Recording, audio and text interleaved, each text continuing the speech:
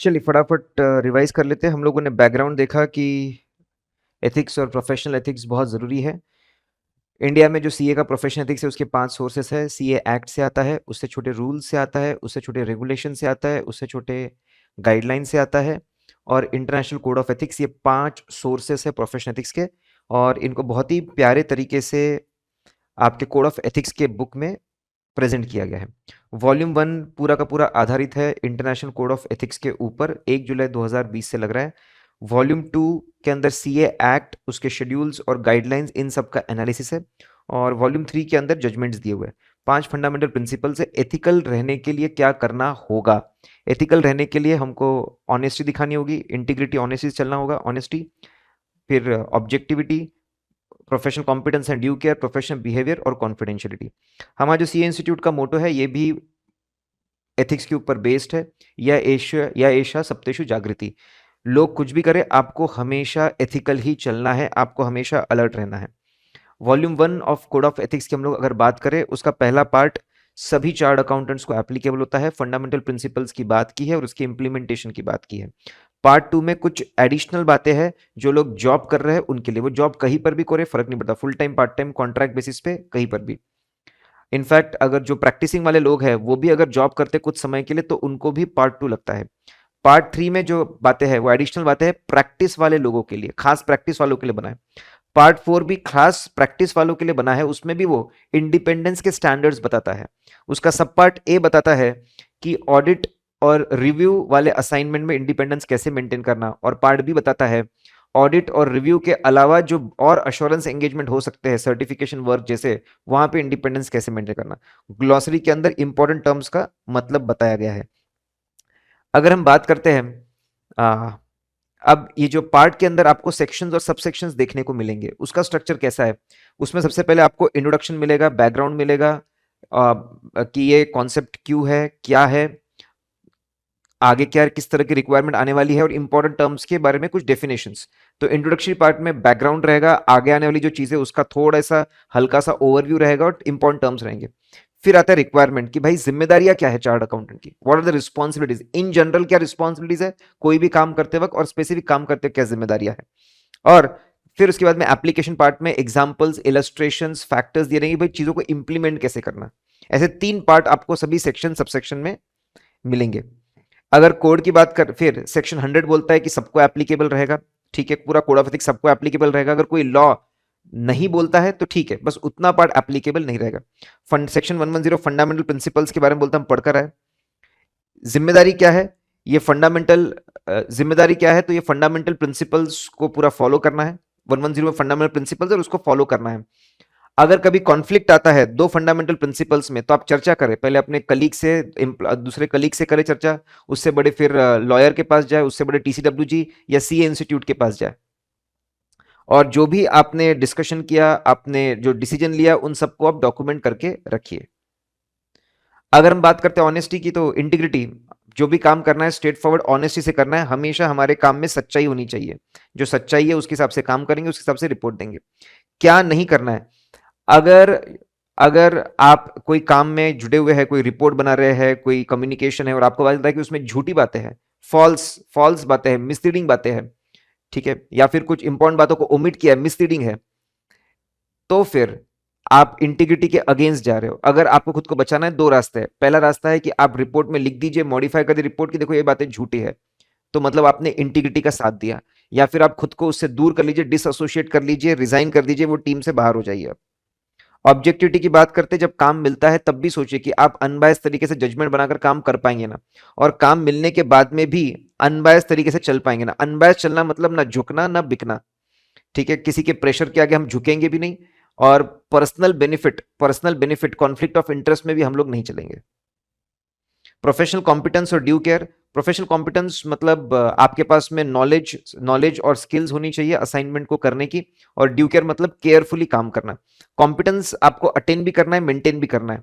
इसके लिए आप बहुत सारे कंटिन्यूसली अवेयर रहिए, क्या चेंजेस हो रहे हैं, कॉन्फ्रेंसेस अटेंड करिए, ट्रेनिंग्स अटेंड करिए, अपने टीम को भी करवाइए, आप भी करिए, अपने टीम को भी कराइए। डिलीजेंटली काम करना मतलब केयरफुली, थरोली और टाइमली बेसिस पे काम करना। लेकिन आप अच्छे तो रहिए, लेकिन हमेशा क्लाइंट को बताइए, हम कितनी भी मेहनत कर ले, कुछ कुछ शॉर्टकमिंग होती है, अपने क्लाइंट को हमेशा इनहेरेंट लिमिटेशन के बारे में बताकर रखिए। कॉन्फिडेंशियलिटी आपको मेंटेन करनी पड़ेगी। उसके एग्जांपल्स है, आप प्रोस्पेक्टिव क्लाइंट से मिलोगे, उससे जानकारी मिली, कॉन्फिडेंशियलिटी मेंटेन करें। फिर आपको क्लाइंट मिल गया, ऑफिस में आके पार्टी की, ऑफिस के दूसरे लोगों से कॉन्फिडेंशियली मेंटेन, घर पे जाते हैं वहां पर भी कॉन्फिडेंशियली मेंटेन करें। फिर उसके बाद आपकी टीम मीटिंग होती है, तो टीम मीटिंग में सबको बोले कॉन्फिडेंशियलिटी मीटिंग में मेंटेन करने के लिए। ब्रोकर का फोन आता है, पर्सनल बेनिफिट किसी और के बेनिफिट के लिए यूज ना करें। क्लाइंट अगर आपका खत्म भी हो जाता है तो वो भी कॉन्फिडेंशियलिटी आपको मेंटेन करनी है।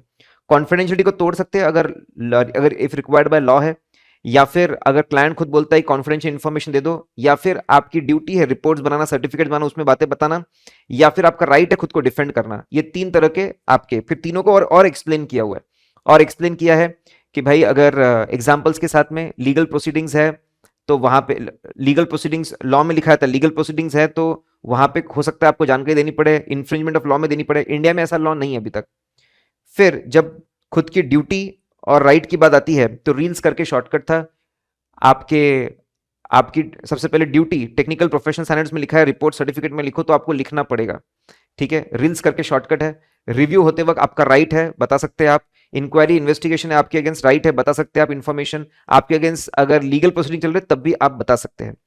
इन्फॉर्मेशन बताते वक्त हैट्स का ध्यान रखिए, हार्मफुल कितना है क्लाइंट के लिए, दूसरों के लिए।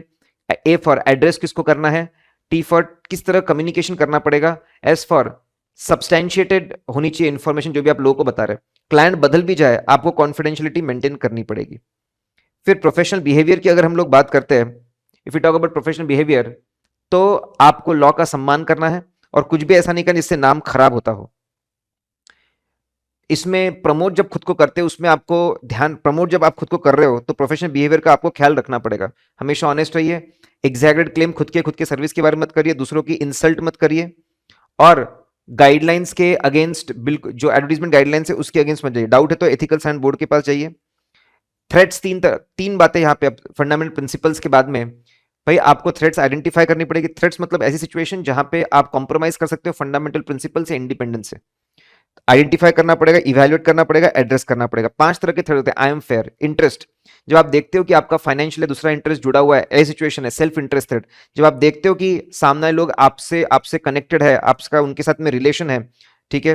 फैमिलिटी थ्रेड, जब आप देखते हो कि आप दो तरह के असाइनमेंट कर रहे हो, एक तरफ आप उनको प्रमोट कर रहे हो, उनकी वाहवाही कर रहे हो, दूसरी तरफ आप उनका ऑडिट कर रहे हो, तो दो आप कंफ्यूज हो सकते हो। एडवोकेसी थ्रेट, जब आपको डराया धमकाया जाता है। इंटिमिडेशन थ्रेट, जब आप खुद का ही काम खुद चेक कर रहे हो तो वो फिर रिव्यू थ्रेट आपका बन जाता है।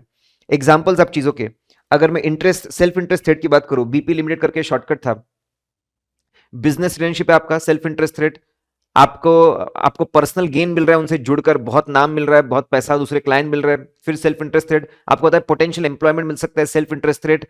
आपको पता है कि नाजुक सिचुएशन है, अगर मैं सच्ची रिपोर्ट दूंगा क्लाइंट मुझे छोड़ देगा वापस, सेल्फ उसका डर लग रहा है, सेल्फ इंटरेस्ट थ्रेट। क्लाइंट जाने का डर लग रहा है, self interest threat. Total fees का बहुत बड़ा हिस्सा वहां से आता है, सेल्फ इंटरेस्ट थ्रेट। अगर डायरेक्ट फाइनेंशियल इंटरेस्ट है, इक्विटी, डेट, लोन, पैसा लगा, self interest threat. BP limited करके शॉर्टकट था। फिर अगर हम लोग बात करें फैमिलिटी थ्रेट के बारे में, ठीक है। सामने जो डायरेक्टर बैठा है, जो ऑफिसर बैठा है, या फिर जो एम्प्लॉय जो फाइनेंशियल स्टेटमेंट बना रहा है, वो आपका फ्रेंड है, क्लोज इमीडिएट फैमिली रिलेशनशिप है इन लोगों के साथ में, फैमिली थ्रेट। आपका पार्टनर आज डायरेक्टर बन गया, ऑफिसर बन गया, फिर ऐसा एम्प्लॉय बन गया जो कि फाइनेंशियल स्टेटमेंट बनाने में इन्वॉल्व है, लंबे समय से काम कर रहे हैं, सब फैमिली थ्रेट के एग्जांपल है। एडवोकेसी थ्रेट, एक तरफ आप ऑडिट कर रहे हैं, दूसरी तरफ आप शेयर्स को प्रमोट कर रहे हैं, उसको वैल्यू कर रहे हैं, आईपीएफयू में हेल्प कर रहे हैं, दूसरी तरफ आप उनके एडवोकेट बने हुए हैं, दूसरी तरफ आप उनके लिए लॉबिंग कर रहे हैं।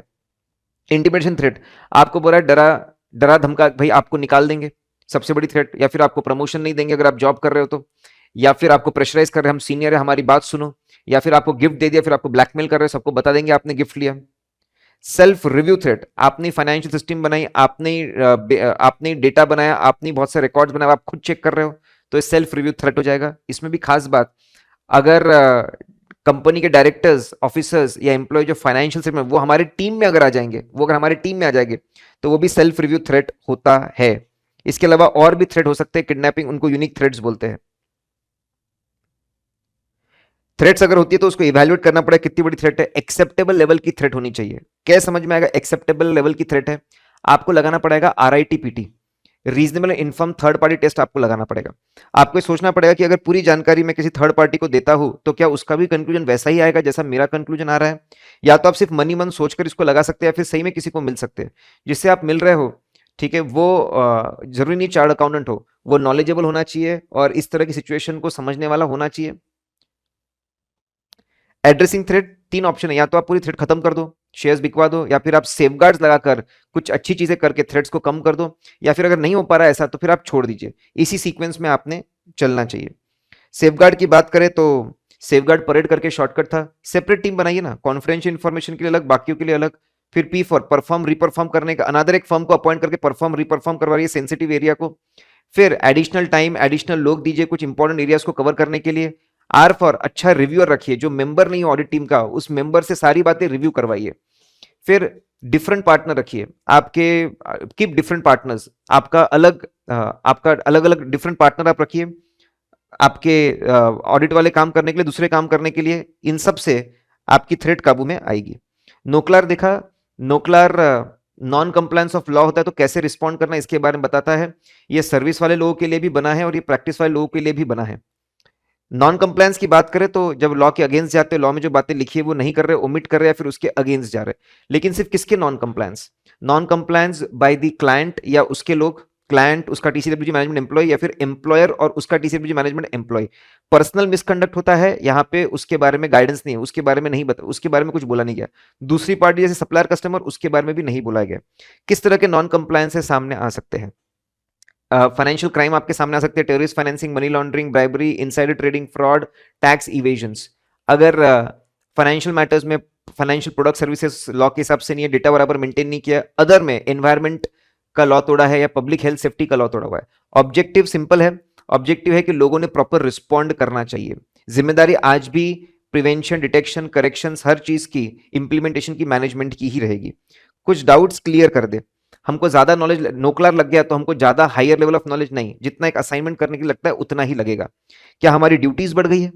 ठीक है, ऐसा भी बिल्कुल नहीं, हमारी ड्यूटीज पूरी मैनेजमेंट की वैसी है। हमको सिर्फ सिखाया जा रहा है कि रिस्पॉन्ड कैसे करना। ठीक है, कवरेज, हम लोग क्या सभी तरह के नॉन कंप्लायंस कवर करते हैं? नहीं, हम पर्सनल वाले नहीं करते, अदर पार्टीज वाले, इनकॉन्सिक्वेंस वाले नहीं करते। क्या हमको हर चीज डिस्क्लोज करनी पड़ेगी अथॉरिटी को? बिल्कुल नहीं, ऐसा नहीं है। कभी कभी कुछ सरकमस्टांसेस में फैक्टर्स को ध्यान में रख के सोचना पड़ेगा इन्फॉर्म करे या नहीं, और कभी कभी मैंडेटरी सर्टेन सिचुएशन तो कंडीशनल है, बाहर वालों को बताना, हर चीज बतानी पड़ेगी ऐसा बिल्कुल भी नहीं है। नोक्लार 250 में क्या फर्क है? ठीक है, नोक्लार की अगर हम लोग बात करते हैं तो सभी तरह के असाइनमेंट्स कवर है, प्रैक्टिस वाले के सारे असाइनमेंट, जॉब वाले के, ऐसे 250 सिर्फ प्रैक्टिस वाले का ऑडिट कवर करता है। लॉ का कवरेज बोलेंगे तो नोक्लार में जो फाइनेंशियल स्टेटमेंट पे इंपैक्ट देते हो डायरेक्टली इनडायरेक्टली वो भी आते हैं, और इसके अलावा जो और भी जिसका फाइनेंशियल नॉन फाइनेंशियल इंपैक्ट वो भी। ऐसे 250 सिर्फ वही direct effect on financial statement या फिर जिसका मटेरियल इफेक्ट हो सकता है फाइनेंशियल स्टेटमेंट या गोइंग कंसर्न पे, बस उस पे। अगर इंपैक्ट की बात करें, नोक्लार सबके ऊपर इंपैक्ट स्टडी करने के लिए बोलता है, सभी stake holders, investors, creditors, employ सब, लेकिन यहाँ पे सिर्फ फाइनेंशियल स्टेटमेंट पे क्या इंपैक्ट है वो। नोक्लार बोलता है जरूरत पड़ने पर अथॉरिटीज के पास जाइए, ये फैक्टर्स को स्टडी करिए, ये कंडीशंस को स्टडी करिए। जैसे अगर इमिनेंट ब्रीच है, बहुत हार्मफुल इंपैक्ट है, तो आपने जाना ये अथॉरिटी के पास में, टीसीडब्ल्यूजी और मैनेजमेंट को बताना कि नहीं बताना वो भी आप सोच सकते हो, कौन सी चीज बेहतर होगी लोग पब्लिक इंटरेस्ट में वो करो। ऐसे 250 का अप्रोच थोड़ा सा अलग है, वो बोलता है जब तक लॉ कंपेल ना करे इन्फॉर्म मत करिए। एप्लीकेबिलिटी ऑफ नोक्लार इंटरनेशनल तो सबको लगता है इंडिया में, लेकिन अगर आप audit practising chart account audit कर रहा है तो उसको लिस्टेड कंपनी का तो उसको नोक्लार लगता है। अगर जॉब करने वाला व्यक्ति जॉब कर रहा है लिस्टेड कंपनी तो उसको नोक्लार लगता है। 1 अप्रैल 2022 से लग रहा है भाई साहब। अगर रिस्पॉन्स कैसे करना वो तो हम पढ़ के आए, सेक्शन 260 है पार्ट 2 का जॉब वालों के लिए, 360 है पार्ट 3 का सर्विस वालों के लिए। जॉब वालों में तो और बताते हैं सीनियर चार्ट अकाउंटेंट ने क्या करना चाहिए और बाकी लोगों ने क्या करना चाहिए। एक एग्जांपल है जॉब वालों ने क्या करना चाहिए। जैसे आपको नॉन कंप्लायंस मिले, अंडरस्टैंडिंग ऑब्टेन कर लो, एड्रेस कर लो, चर्चा कर लो, सबसे इन्फॉर्म करो, सबको समझाओ। फर्दर एक्शन लेना है, बड़ी एक्शन लेना है, पेरेंट कंपनी के पास में जाओ, रिजाइन कर सकते हैं, और बड़ी एक्शन लेना है, अथॉरिटीज को बता सकते हैं। इन सब में एडवाइस ले लो कि आपने क्या करना चाहिए। अगर एमिनेंट ब्रीच है, बहुत हार्मफुल इंपैक्ट है, तो आप डायरेक्ट अथॉरिटी के पास आप बिल्कुल आपने जाना ही चाहिए। टीसीडब्ल्यूजी मैनेजमेंट को बताना कि नहीं बताना आपकी इच्छा, वो आपकी इच्छा इन सेंस आप इवैल्यूएट करिए। डॉक्यूमेंट करना पड़ेगा चीजों को। डॉक्यूमेंट क्या करना पड़ता है भाई? नोक्लार हुआ, तो सबसे बड़े टीसीपीजी मैनेजमेंट उन्होंने क्या किया, हमने क्या किया, पब्लिक इंटरेस्ट कैसे रखा। स्टैंडर्ड्स ऑन ऑडिटिंग में भी लिखा है 230 250 में, वो मुद्दा क्या था, उसके ऊपर क्या डिस्कशंस हुए, कौन सी इंपॉर्टेंट जगह प्रोफेशनल जजमेंट लगा, क्या डिसीजन था, ये सब आपको डॉक्यूमेंट करके रखना पड़ेगा। सी एक्ट में members deem to be in practice का कॉन्सेप्ट है, वहां पर सिंपली एक लिस्ट दी हुई है, ठीक है। 1 2 3 में क्या दिया है लिस्ट के अंदर, प्रैक्टिस रिलेटेड काम। अगर आप सीए बनने के बाद खुद को बोलते हो कि मैं पब्लिक अकाउंटेंट हूं, deem to be in practice. Office setup करते हो, deem to be in practice. Perform या ऑफर टू परफॉर्म करते हो, अकाउंटिंग ऑडिटिंग का काम, deem to be in practice.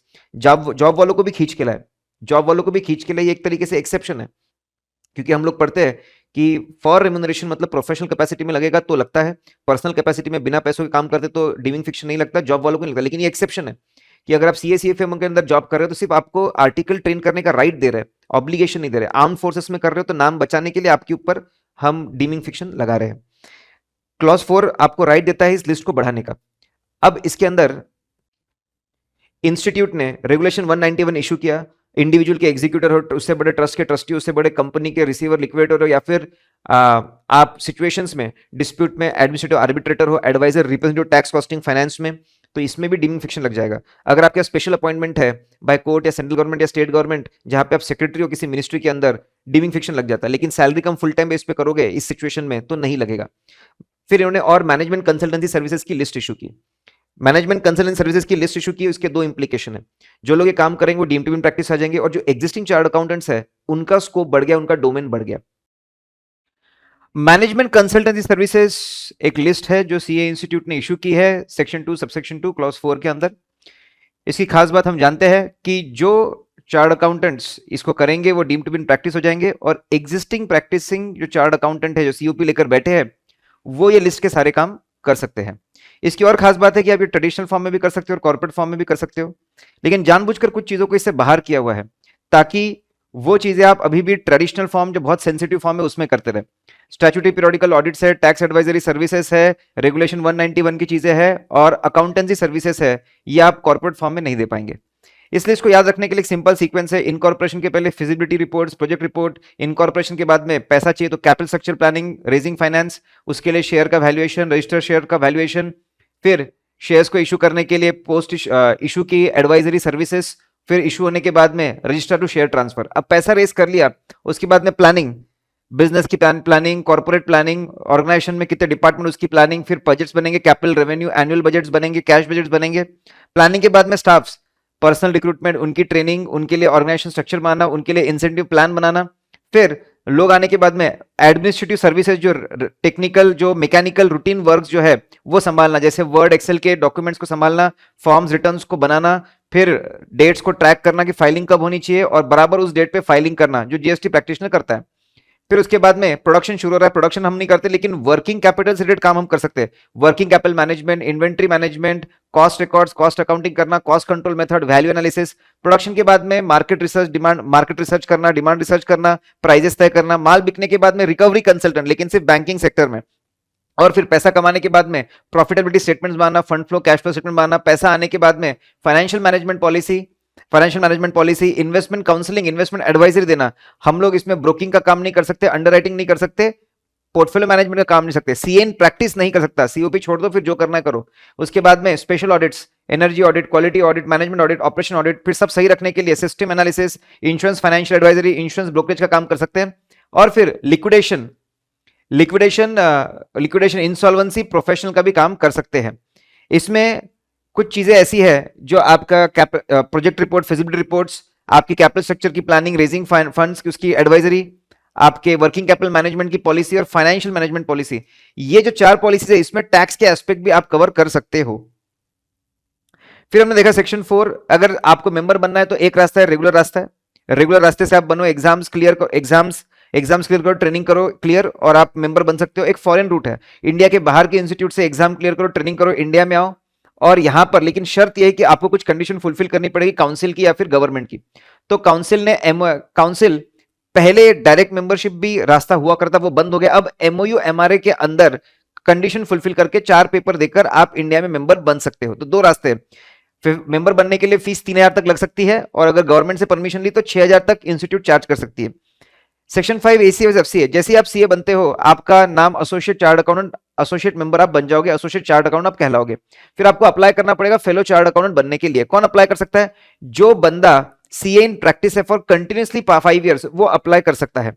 जो बंदा प्रैक्टिस में नहीं है, सिर्फ मेंबर है कंटिन्यूस 5 साल से, उसको कुछ कंडीशन फुलफिल करनी पड़ेगी। क्या कंडीशन है? उसको प्रूव करना पड़ेगा कि वो उसके पास में वही नॉलेज है। वो कैसे प्रूव कर सकता है? उसको बताना पड़ेगा कि 5 साल से मैं जॉब कर रहा हूं वही एरियाज में जो सीए के होते हैं, अकाउंटेंसी, ऑडिट, कॉस्टिंग, फाइनेंस, या फिर जॉब कर रहा हूं अंडर सीए फर्म, तो वो भी अप्लाई कर सकता है। तो प्रैक्टिस वाले लोग भी अप्लाई कर सकते हैं, और जो ये प्रूव कर दे कि उसके पास वैसे ही नॉलेज है जॉब करके, वो भी अप्लाई कर सकता है इस एफसीए बनने के लिए।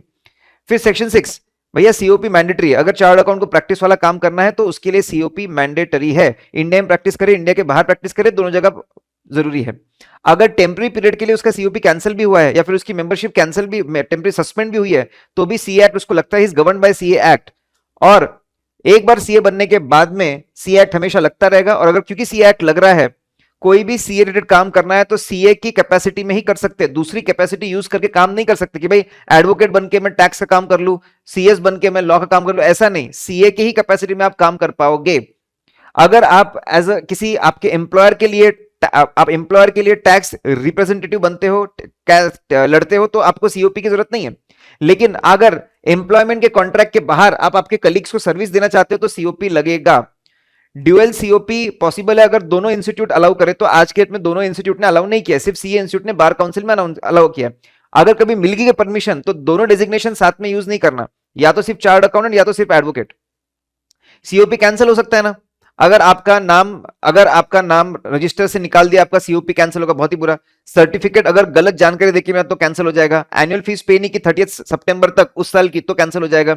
या फिर सरेंडर किया तो कैंसिल हो जाएगा। रिस्टोर हो सकता है, एप्लीकेशन फॉर्म में सारे फीस के साथ भरो, आपका रिस्टोर हो जाएगा। उसमें खास बात, अगर फीस के नॉन पेमेंट की वजह से हुआ है, आप साल खत्म होने के पहले आप फीस पे करो 31 मार्च के पहले, तो आपका उसी दिन जिस दिन कैंसिलेशन हो वहां से सीओपी वापस शुरू हो जाएगा। कंटिन्यूटी में आपको ब्रेक नहीं आएगा।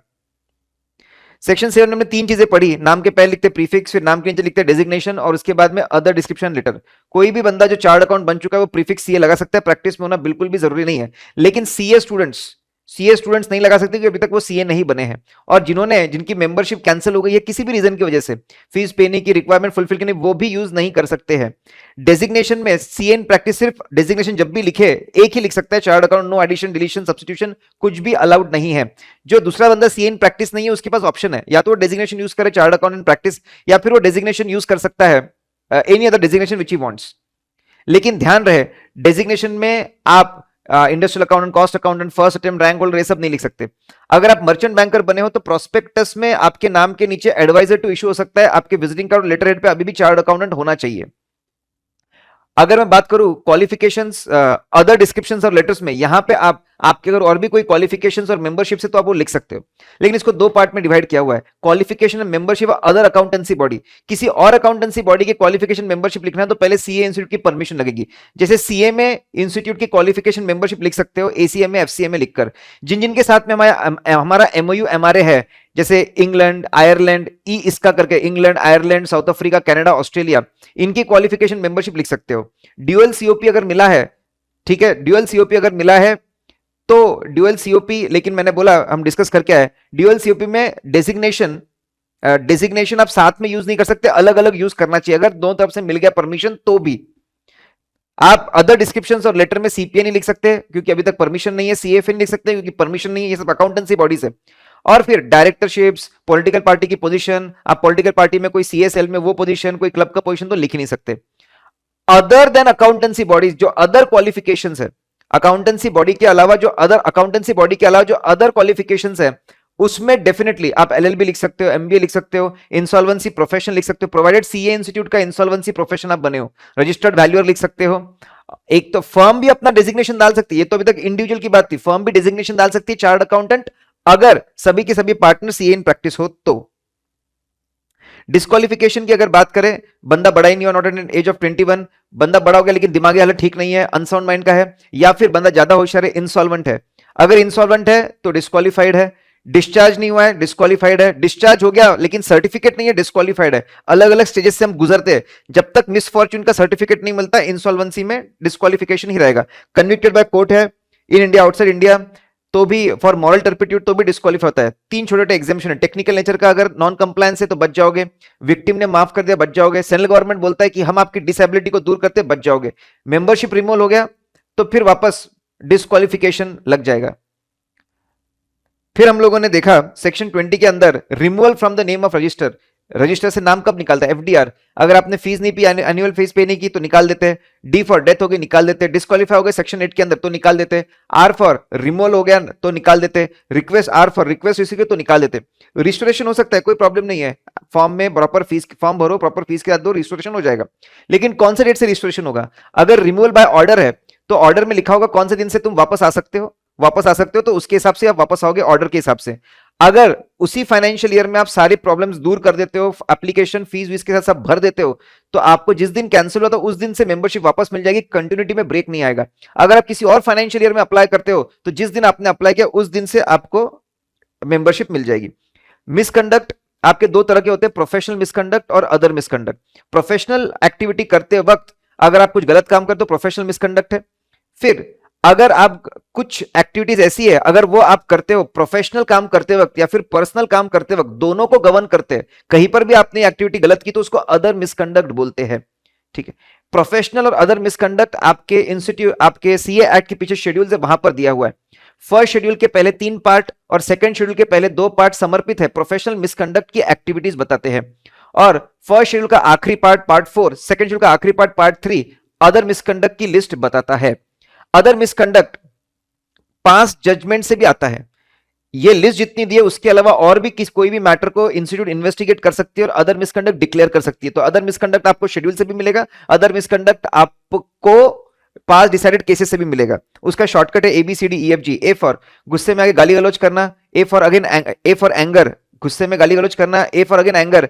ठीक है, गुस्से में आकर एडवर्टीजमेंट आपने न्यूज़पेपर में दी, सामने वाले का नाम खराब कर रहे हैं, मैलिगिन कर रहे हैं।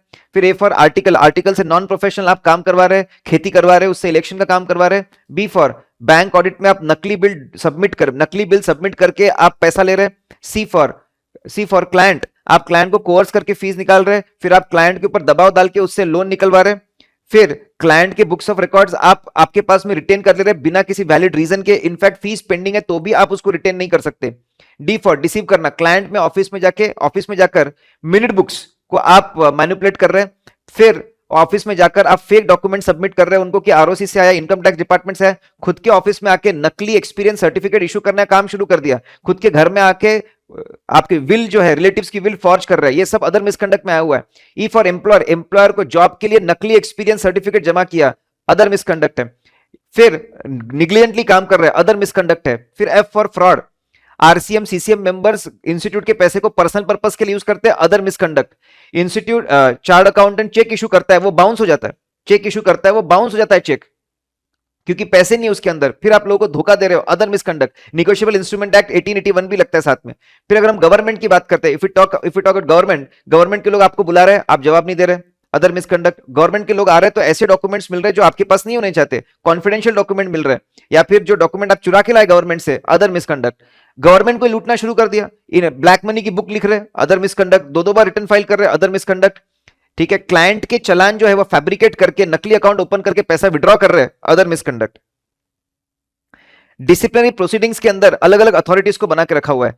सबसे पहले प्रिलिमिनरी इन्वेस्टिगेशन के लिए डिसिप्लिन डायरेक्टरेट सेक्शन 21, उससे बड़ा होता है बोर्ड ऑफ डिसिप्लिन जो फर्स्ट शेड्यूल की गलतियों के लिए सेक्शन 21A, उससे बड़ा होता है डिसिप्लिनरी कमिटी जो फर्स्ट शेड्यूल या दोनों की गलतियों के लिए सेक्शन 21B, उससे बड़ा होता है एपलेट अथॉरिटी 22A से 22G। इन सबके पास में सिविल कोर्ट वाले पावर है। ठीक है, फिर डिसिप्लिनरी प्रोसीडिंग्स, कोई भी कंप्लेंट इंफॉर्मेशन अगर आती है तो पहले वो डिसिप्लिन डायरेक्टरेट के पास में जाएगी, वो उसको एनालाइज करेंगे, इन्वेस्टिगेट करेंगे, प्राइमा फेसी ओपन बनाएंगे कि मिसकंडक्ट लग रहा है क्या। फर्स्ट शेड्यूल की गलती लगती है तो बोर्ड ऑफ डिसिप्लिन के पास भेजेंगे, फर्स्ट शेड्यूल या फिर दोनों शेड्यूल की गलती लगती है तो सेकंड डिसिप्लिन कमेटी के बाद भेजेंगे। अगर लगता है कोई मिसकंडक्ट नहीं तो बोर्ड ऑफ डिसिप्लिन तय करेगा कि सही में इस चीज को छोड़ देना चाहिए, इसको ड्रॉप कर देना चाहिए, कि इसको आगे इन्वेस्टिगेट करना चाहिए। अगर मैं दोनों को कंपेयर करूं, board of discipline first schedule के लिए है, डिसिप्लिन कमेटी सेकंड शेड्यूल और बोर्ड शेड्यूल के लिए है। बोर्ड ऑफ डिसिप्लिन में 3 लोग होते हैं, यहाँ पे 5 लोग होते हैं। यहाँ पे 3 लोग होते हैं, एक काउंसिल से नॉमिनेट, एक काउंसिल मेंबर आता है, एक सेंट्रल गवर्नमेंट का नॉमिनी आता है और चेयरमैन काउंसिल से आता है। डिसिप्लिन कमेटी में 2 लोग काउंसिल से आते हैं, 2 लोग सेंट्रल गवर्नमेंट से आते हैं और चेयरमैन जो होता है प्रेसिडेंट वाइस प्रेसिडेंट वो लोग होते हैं। बोर्ड ऑफ डिसिप्लिन एक ही होता है, लेकिन डिसिप्लिनरी कमिटीज मल्टीपल हो सकती है।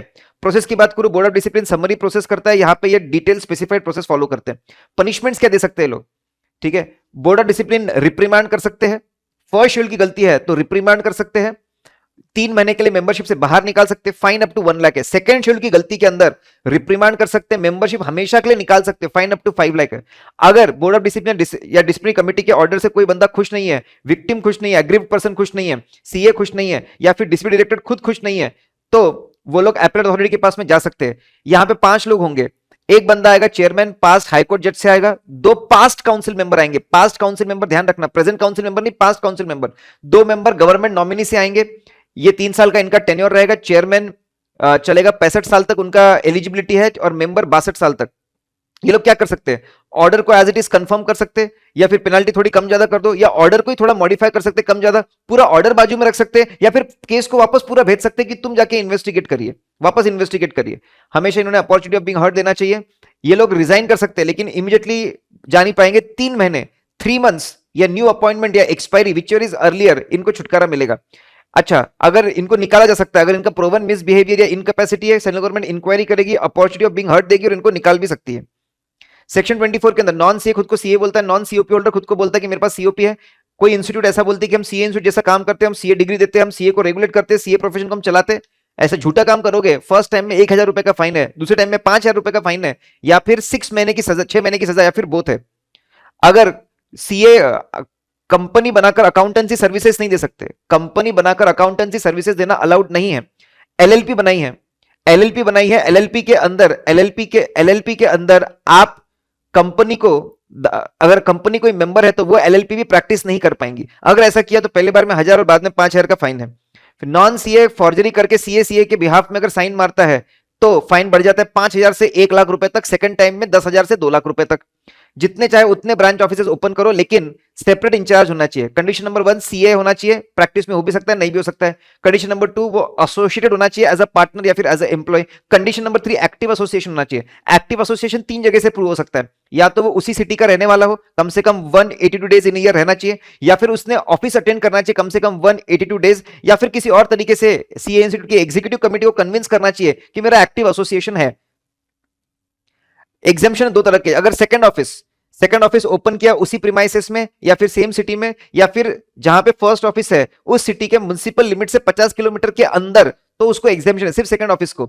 अगर फिर दूसरा एग्जामिशन है, अगर आपका मेन ऑफिस हिली एरिया में, अगर आपका मेन ऑफिस हिली एरिया के अंदर है तो प्लेन एरिया में आप टेम्पररी ऑफिस ओपन कर सकते हैं, 3 महीने के लिए ओपन कर सकते हैं। ओपन करने पर के पहले बताना पड़ेगा, बंद करने के बाद आपको बताना पड़ेगा।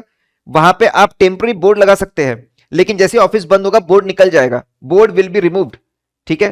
टेम्पररी बोर्ड लग सकता है लेकिन बाद में निकाल देना पड़ेगा। टेम्पररी ऑफिस का कभी भी विजिटिंग कार्ड पे, लेटर हेड, विजिटिंग कार्ड पे और लेटर हेड पे, विजिटिंग कार्ड और लेटर हेड पे उसका नाम नहीं आना चाहिए। कभी कभी एक ही बंदा 2 ऑफिस का इंचार्ज हो सकता है। अगर एक ही जगह पे 2 ब्रांचेस है, जैसे 2 फर्म की 2 ब्रांचेस है, एक ही जगह पे है, तो एक ही बंदा 2 का इंचार्ज हो सकता है। अगर हम नेम बोर्ड की बात करते हैं तो आप घर पे फर्म का नेम बोर्ड नहीं लगा सकते, पर्सनल नेम बोर्ड सिर्फ लगाना पड़ेगा।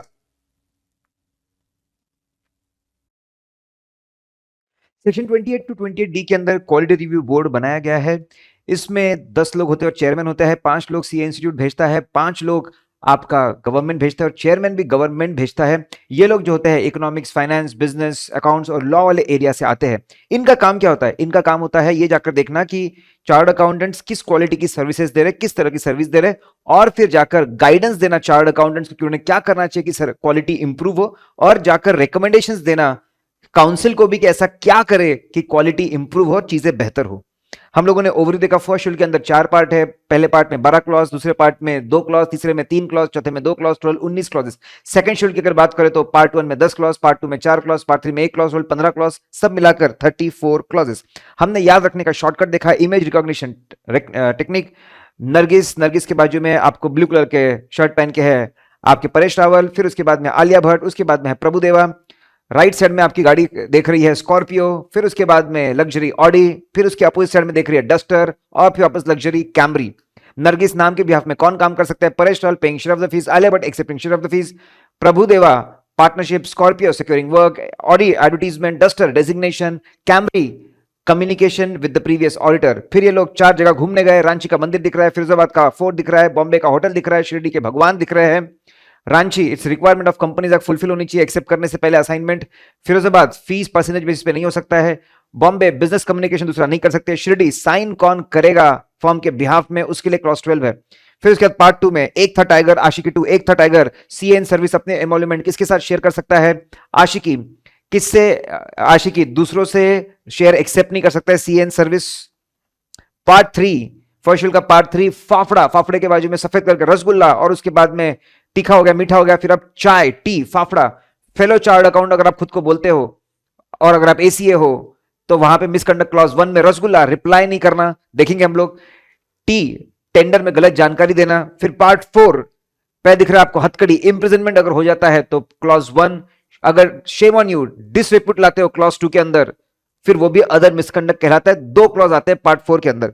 फर्स्ट शेड्यूल पार्ट 1 किसको एप्लीकेबल है, all the chart accountant who are in practice. पहला क्लॉज क्या बोलता है, सीए के बिहाफ में कौन बंदा काम कर सकता है फर्म के अंदर, वो बंदा सीए इन प्रैक्टिस होना चाहिए, या तो जुड़ा होना चाहिए एज अ पार्टनर या तो जुड़ा होना चाहिए एज अ एम्प्लॉई।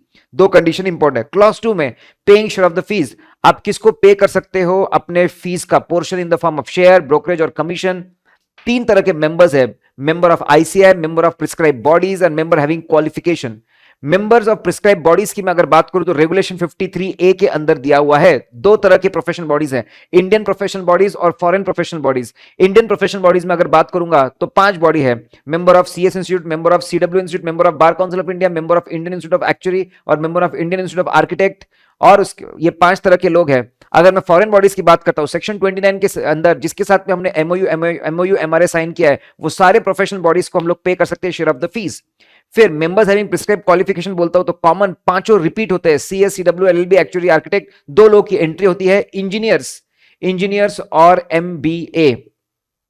फिर अगर मैं बात करता हूं, ये 3 तरह के साथ में हम पे कर सकते हैं शेयर। फिर पार्टनर को पे कर सकते हैं share of the fees, retired partner को पे कर सकते हैं share of the fees, legal head of the disease partner को पे करते हैं शेयर ऑफ द फीस। अगर ये चीज पार्टनरशिप डीड में पहले से लिखी हुई थी तो, डेथ होने के पहले से अगर ये बात लिखी हुई है तो इन टोटल 6 लोगों के साथ में शेयरिंग कर सकते हैं। स्पेशल केस, अगर एक इंडिविजुअल प्रोप्राइटर की डेथ हो जाती है या फिर सभी पार्टनर्स की डेथ हो जाती है तो ऐसे केस में नया बंदा जो आ रहा है वो लीगल हायर के साथ में शेयरिंग नहीं कर सकता, क्योंकि उसका कभी भी पार्टनरशिप का रिलेशनशिप नहीं था जिनकी डेथ हुई उनके साथ में। ऐसे केस में ट्रांसफर ऑफ गुडविल होता है, buying and selling of goodwill होता है। शर्त यह है कि जब गुडविल खरीदा जाएगा तो लमसम फिक्स्ड अमाउंट होना चाहिए, या तो 1 स्ट्रोक पेमेंट हो या तो इंस्टॉलमेंट में पेमेंट हो, लेकिन पेमेंट फिक्स होना चाहिए। आगे कितनी फीस कमाएगी उससे एसोसिएटेड नहीं होना चाहिए। प्रोसीजर क्या होगी गुडविल ट्रांसफर करने की, सिंपल है, एप्लीकेशन भेजना पड़ेगा सीए इंस्टीट्यूट को 1 साल के अंदर। एप्लीकेशन में क्या क्या लगाना पड़ेगा, डेथ का प्रूफ, डेथ सर्टिफिकेट लगाना पड़ेगा, succession certificate, legal higher certificate की मालिक कौन है प्रैक्टिस का अब, फिर ड्राफ्ट सेल डीड जिसके अंदर टर्म्स एंड कंडीशन होगी, उसको साइन नहीं किया होगा, उसमें क्लियरली बताना चाहिए कि पेमेंट टर्म्स क्या होंगे फिक्स्ड और कब कब पेमेंट किया जाएगा। नो ऑब्जेक्शन सर्टिफिकेट चाहिए, न्यूज़पेपर में ऐड दिया उसकी कटिंग चाहिए, रीजनल ऑफिस को बताया उसका भी प्रूफ चाहिए। आपको अप्रूवल मिल जाएगा, अप्रूवल मिलने के 30 दिन के अंदर फॉर्म 18 में आप वो जो फर्म का नाम है अपने नाम पर कर लीजिए। ऐसे तो टाइम लिमिट 1 साल है from the date of death, लेकिन अगर इन्फॉर्म करते हैं कि डिस्प्यूट चल रहा है विथ रिस्पेक्ट टू प्रैक्टिस कि किसको जाएगा लीगल हायर में, तो डिस्प्यूट खत्म होने से 1 साल मिलेगा। क्लॉज 3 में हम लोग बात करते हैं accepting share of the fees. Share of the fees किससे हम लोग एक्सेप्ट कर सकते हैं, 3 तरह के मेंबर्स है, member of ICI, member of professional bodies, Indian professional bodies और foreign professional bodies, and members having prescribe qualification. यहां पर भी बिल्कुल copy paste same to same है जो क्लॉज 2 में देख के आए। रेगुलेशन 53A की लिस्ट यहां पर भी लगेगी, ये 3 लोगों से एक्सेप्ट कर सकते हैं। रेफरल फीस बिल्कुल अलाउड है।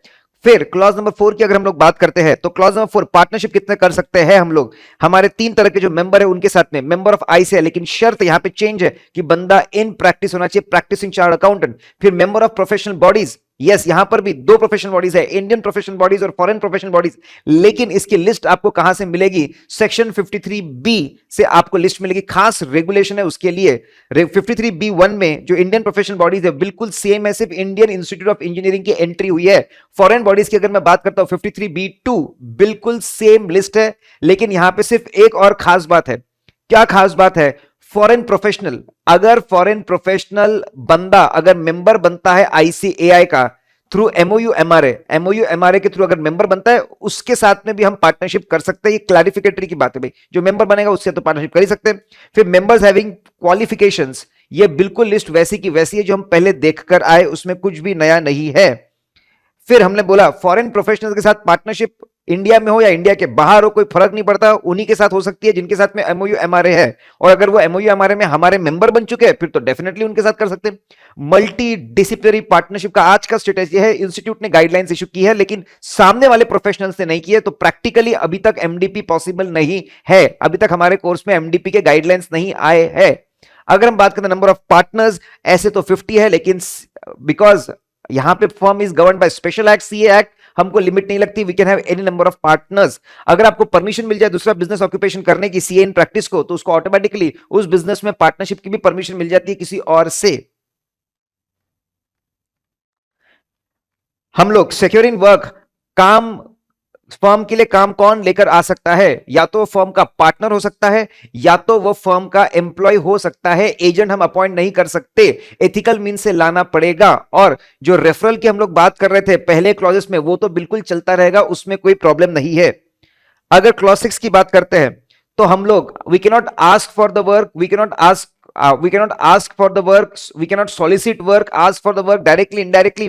हम लोग इंटरव्यू के अंदर काम नहीं मांग सकते, उससे छोटा, उससे गिरा हुआ, एडवर्टीजमेंट नहीं लगा सकते, उससे गिरा हुआ, पर्सनल फोन कॉल्स एसएमएस करके काम नहीं मांग सकते, सर्कुलर इशू कर करके काम नहीं मांग सकते, एनी अदर मींस से ये सारी चीजें बैन की हुई है। लेकिन इसके दो एक्सेप्शन है, हम दूसरे सीए इन प्रैक्टिस के पास डेफिनेटली जा सकते हैं, या फिर अगर मार्केट में टेंडर आया है, एडवर्टीजमेंट है, हम उसमें डेफिनेटली अप्लाई कर सकते हैं, वी कैन डू दैट। लेकिन शर्त है, ठीक है, उसमें अगर ये टेंडर एक्सक्लूसिव सीए वाले एरियाज में तो उसमें मिनिमम फीस होना चाहिए, बाकी एरियाज जो दूसरों के लिए ओपन है वहां पे मिनिमम फीस देखने की जरूरत नहीं है। Clarification, register bans violent movies and promotes public counselling are for responding to tenders. पहले हमने बोल दिया कि अगर एक्सक्लूसिव एरिया वाले टेंडर है, एक्सक्लूसिव एरिया वाले टेंडर है तो मिनिमम फीस होनी चाहिए। Minimum fees nature of the work, कितने लोग लेंगे, कितना वॉल्यूम ऑफ द वर्क है, कितने नंबर ऑफ आवर्स रखेंगे, उसके हिसाब से मिनिमम फीस होनी चाहिए। दूसरे एरिया में जहां पे बाकी लोग अप्लाई कर सकते हैं, मिनिमम फीस मत देखो, बिंदास अप्लाई कर दो। फिर अगर मैं बात करूं ornate money deposit, security deposit की, तो बिल्कुल ईएमडी भरो, ईएमडी चल सकता है, एग्जॉर्बिटेंट लगे तो एथिकल सैंड बोर्ड को जाकर कंप्लेंट करो, वो एक्शन लेंगे। जब भी आप टेंडर भरते हो तो आपको कॉस्ट शीट मेंटेन करनी पड़ेगी, सीए इंस्टीट्यूट आपसे कॉस्ट शीट मांग सकते हैं कि आपने टेंडर में इतनी कीमत कैसे लिखी। E for empanelment, R for responding था, E for empanelment, panel maintain करते हैं बहुत सारे लोग, अगर हमको पैनल के बारे में कंफर्म इंफॉर्मेशन हम अप्लाई कर सकते हैं, रोविंग इंक्वायरी नहीं कर सकते, सब जगह लेटर भेज दे कि भैया ये हमारा प्रोफाइल है, पैनल मेंटेन करते होंगे तो रख लो, ऐसे रोविंग काम हम लोग नहीं कर सकते। फीस अगर वो पूछेंगे तो हम बताएंगे खुद होके, हम फीस मेन्यू कार्ड जैसे बताते नहीं है। फिर उसके बाद ग्रीटिंग कार्ड्स और इनविटेशन, ग्रीटिंग कार्ड्स इनविटेशन के ऊपर डेजिग्नेशन और फर्म का नाम अलाउड नहीं होता है, it is not allowed.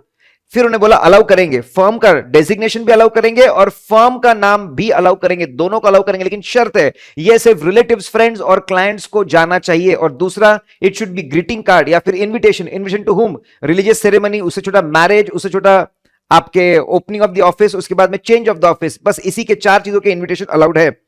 Introduction to client of another CA, अगर कोई सीए आपको अपने क्लाइंट से इंट्रोड्यूस करवाता है तो ध्यान रखिए ओरिजिनल वर्क, जो पहले वाले सीए का ओरिजिनल वर्क है वो कभी आप एक्सेप्ट नहीं कर सकते। अदर प्रोफेशनल वर्क अगर वो क्लाइंट आपको देता है तो हम बोलेंगे आप ओरिजिनल सीए के थ्रू मेरे पास में आइए, उसको लूप में रखिए, सीधा मेरे पास में मत आइए, पीठ पीछे मैं कुछ नहीं करूंगा। हम किसी भी इवेंट को स्पॉन्सर नहीं कर सकते, लेकिन कर सकते किसको, 2 कंडीशन है, सीए इंस्टीट्यूट का जो प्रोग्राम ऑर्गेनाइजिंग यूनिट है उसने अप्रूव करना चाहिए, और कंटिन्यूइंग प्रोफेशनल एजुकेशन का जो डायरेक्टरेट ऑफ आईसीए उसने अप्रूव करना चाहिए। सीएसआर एक्टिविटीज आप बिल्कुल स्पॉन्सर कर सकते हो, प्रीफिक्स सीए आ सकता है, फर्म का नाम नहीं आना चाहिए, सीए लोगो चलेगा। फिर silver, golden, platinum sanitary celebration की अगर हम लोग बात करते हैं, वंस इन लाइफ टाइम, मतलब वंस इन लाइफ टाइम नहीं बोल सकते, बहुत रेयरली ऑकेजन आता है, आप न्यूज़पेपर में एडवर्टीजमेंट दे सकते हैं inviting people for this celebration, आप एडवर्टीजमेंट डेफिनेटली दे सकते हैं, लेकिन ठीक है आप विजिटिंग कार्ड लेटर हेड पे सेलिब्रेटिंग 50 इयर्स 75 100 इयर्स वो डेफिनेटली नहीं लिख सकते, सिर्फ न्यूज़पेपर ऐड अलाउड है। टीचिंग एक्टिविटी करने से पहले क्लॉज नंबर 11 का बार बार रेफरेंस आ रहा है, पहले आपको वहां से परमिशन लेनी पड़ेगी। परमिशन लेने के बाद ध्यान रखिए आप खुद होके किसी तरह का एडवर्टीजमेंट नहीं कर सकते अपने क्लासेस का, इसको ऐसा माना जाएगा कि आप सॉलिसिटेशन कर रहे हो। अच्छा, कोचिंग क्लासेस की जो एड है उसके अंदर आपका नाम नहीं आना चाहिए। सिर्फ क्या अलाउड है, आपके प्रीमाइसेस के बाहर आप एक बोर्ड लगा सकते हैं, प्रॉपर साइज का बोर्ड, जैसे सीए फर्म लगाती है, वो बोर्ड के अंदर नाम लिखिए, टाइमिंग्स लिखिए, कौन सा सब्जेक्ट पढ़ाते हैं वो लिखिए, सीए का नाम नहीं आना चाहिए। कॉन्टेक्ट डिटेल्स, रोविंग इंक्वायरीज, ठीक है, सबको लेटर भेज देना और सबको पूछना काम चाहिए, अगर आपको काम करना है तो मुझसे करवा लो। रोविंग इंक्वायरीज नहीं कर सकते हैं।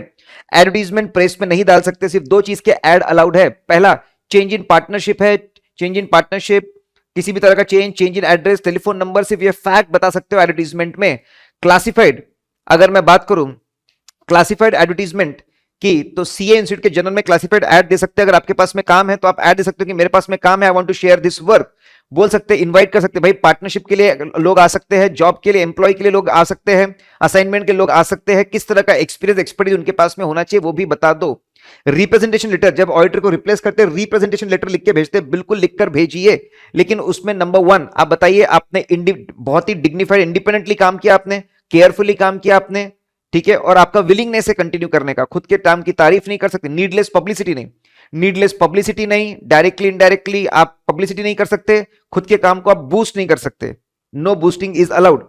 बुक्स आप लिख सकते हैं, आर्टिकल्स आप लिख सकते हो, बिल्कुल वहां पर, ठीक है, वहां पर आपके फर्म का नाम भी अलाउड है, लेकिन प्रोफेशनल अटेंडमेंट्स को हाईलाइट नहीं कर सकते। Box number, PO box number, post office box number का यूज करके आप ये नहीं बोल सकते न्यूज़पेपर में कि आइए इस पीओ बॉक्स पे अप्लाई करिए अगर आपको काम करवाना है, तो वो अलाउड नहीं है। एजुकेशनल वीडियो बनाइए, कोई प्रॉब्लम नहीं है, फर्म का नाम नहीं आना चाहिए, वेबसाइट का नाम, कॉन्टैक्ट डिटेल्स नहीं आने चाहिए। मूवी टेलीविजन में आप काम करिए, जहां पे क्रेडिट्स होते हैं आपका नाम आ सकता है, लेकिन आपका नाम वैसे आना चाहिए जैसे बाकी लोग का है, बोल्डर और बिगर देन अदर्स ऐसा नहीं होना चाहिए। प्रोस्पेक्टिव क्लाइंट को खुद होके कभी भी प्रोफाइल शेयर ना करे, वो जितने सवाल पूछते हैं उसके जवाब देते जाए, ठीक है। एग्जिस्टिंग क्लाइंट्स आप डेफिनेटली शेयर कर सकते हैं। फिर पब्लिक इंटरव्यूज, इंटरव्यूज में बिल्कुल जाइए, फर्म का नाम आ सकता है, फर्म का नाम आ सकता है, लेकिन ध्यान रखिए कि बहुत आप जवाब, सवाल जवाब भी रहेंगे, प्रोफेशनल अटेंडमेंट्स को आप हाईलाइट मत करवाइए, ठीक है, खुद होकर उसको हाईलाइट नहीं करवाना है, सिर्फ सवाल जवाब चलने चाहिए।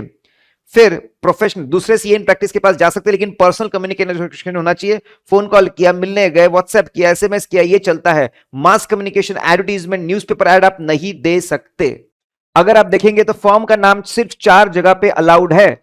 फॉर्म का नाम आपके ग्रीटिंग कार्ड के ऊपर आ सकता है, आपके बुक्स के ऊपर आ सकता है, आपके आपके मूवी क्रेडिट में आ सकता है, और आखिरी में इंटरव्यू के अंदर भी आ सकता है। क्लॉज नंबर 7 में हम लोगों ने पढ़ा पहली बात कि आप दूसरा सीए इन प्रैक्टिस कोई दूसरा डेजिग्नेशन यूज नहीं कर सकता, सिर्फ चार्ट अकाउंट यूज करना पड़ेगा, कॉपी पेस्ट वैसे ही जैसा हम सेक्शन 7 के अंदर पढ़कर आए। दूसरा, आप आपके प्रोफेशनल अटेंडमेंट को एडवर्टाइज नहीं कर सकते, बहुत लोगों को बता नहीं सकते, you can not do that, highlight नहीं कर सकते आप।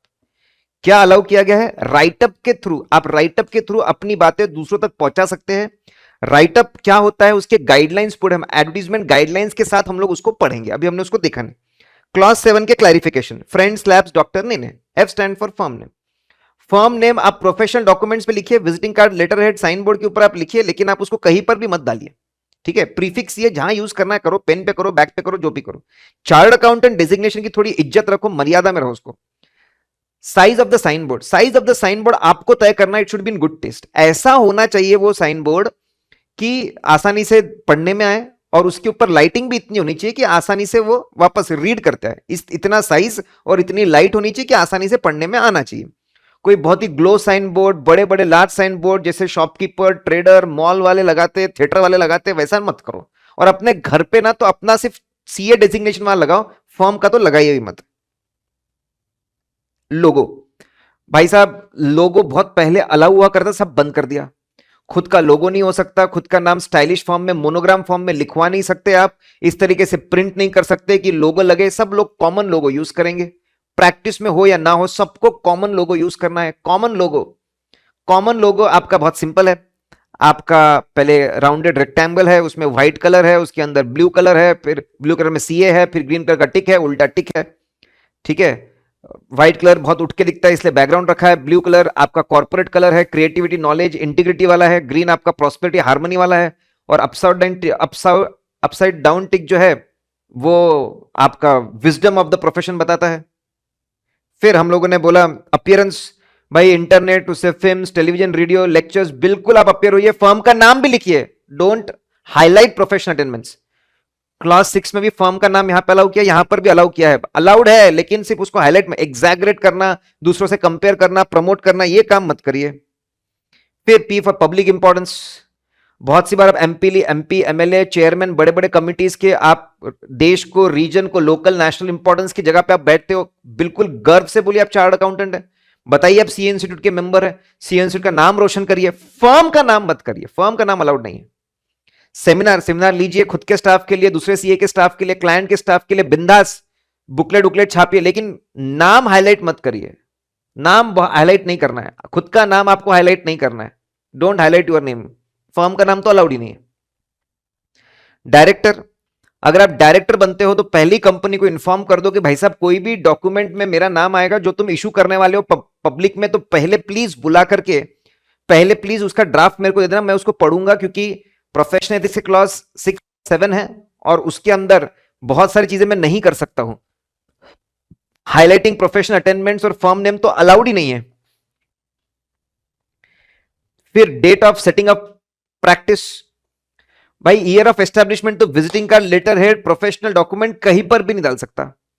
आर फॉर रिपोर्ट और सर्टिफिकेट, रिपोर्ट और सर्टिफिकेट पे नाम आता है वो तो आने ही वाला है, उसको बिल्कुल आने दो, नाम जहां पे सर्कुलेट करना है वहां पे सर्कुलेट भी करो, लेकिन इतना उसको ज्यादा सर्कुलेट मत करो, जरूरत से ज्यादा सर्कुलेट मत करो, ताकि तुम्हारे नाम की वाहवाही, तुम्हारे नाम की पब्लिसिटी हो जाए। आरसीएम और सीसीएम मेंबर जो विजिटिंग कार्ड छाप सकते हैं, वहां पर विजिटिंग कार्ड पे वो ऑफिस का एड्रेस या घर का एड्रेस दोनों में से कुछ भी डाल सकते हैं, लेकिन वापस फर्म नेम नहीं आना चाहिए, firm name should not be there.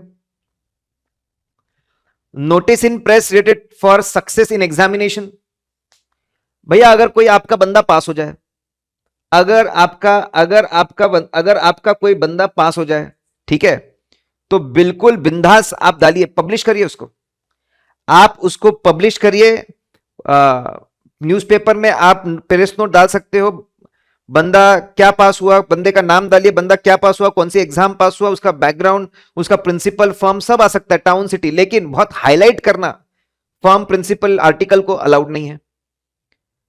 Network firm के गाइडलाइंस आगे आने वाले हैं, तब हम लोग उसके बारे में पढ़ेंगे। विजिटिंग कार्ड की अगर मैं बात करूं, पूरा क्लॉज 7 से गवर्न होता है, पूरी इंफॉर्मेशन कौन चीजें अलाउड नहीं है, ठीक है।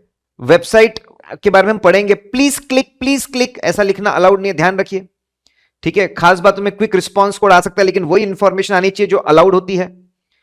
फिर इसके बाद आप उसके ऊपर विजन वैल्यू स्टेटमेंट डालना, आईएसओ सर्टिफिकेशन डालना, associate of so and so firm डालना, ऐसा आप नहीं कर सकते। फोटोग्राफ अलाउड नहीं है, ईयर ऑफ एस्टैब्लिशमेंट अलाउड नहीं है, सेलिब्रेटिंग 75 ईयर्स अलाउड नहीं है, इसका ख्याल रखिए।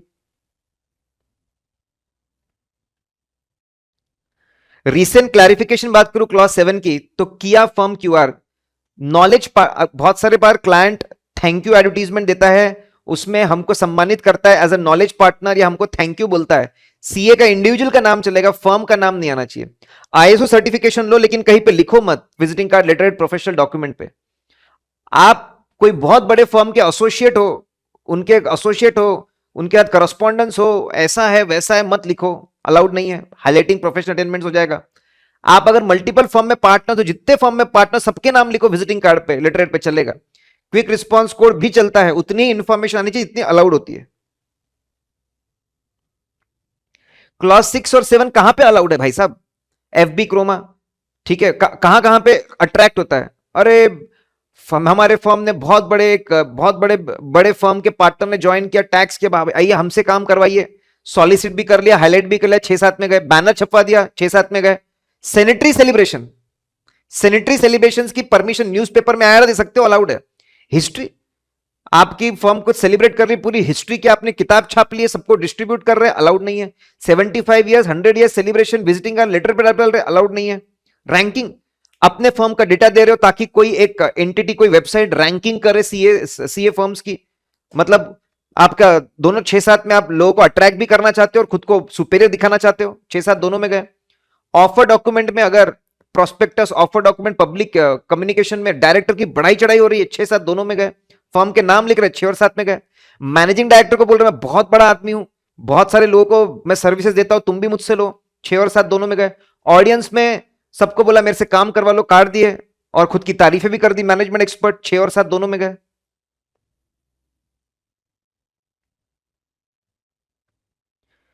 क्लॉज 8, जब भी काम मिले भाई साहब, जब भी काम आपको मिले एक बार पुराने बंदे से आपने कम्युनिकेट कर लेना चाहिए। सभी ऑडिट को आपने all the types it is applicable, सभी तरह के ऑडिट को लगता है। किसको नहीं लगता? अगर पुराना ऑडिट नॉन सीए कर रहा है, सीडब्ल्यू कर रहा है तो नहीं लगता है। Special audit under cooperative society, special audit under income tax act नहीं लगता है। बुक कीपिंग कंसल्टेंसी सर्टिफिकेशन में नहीं लगता है। 4 स्टेप में बांटा है। पहला, जैसे आपको ये ऑफर आता है, लोग आपको अप्रोच करते तो उनको पूछो पुराने बंदे को बताया क्या आपने?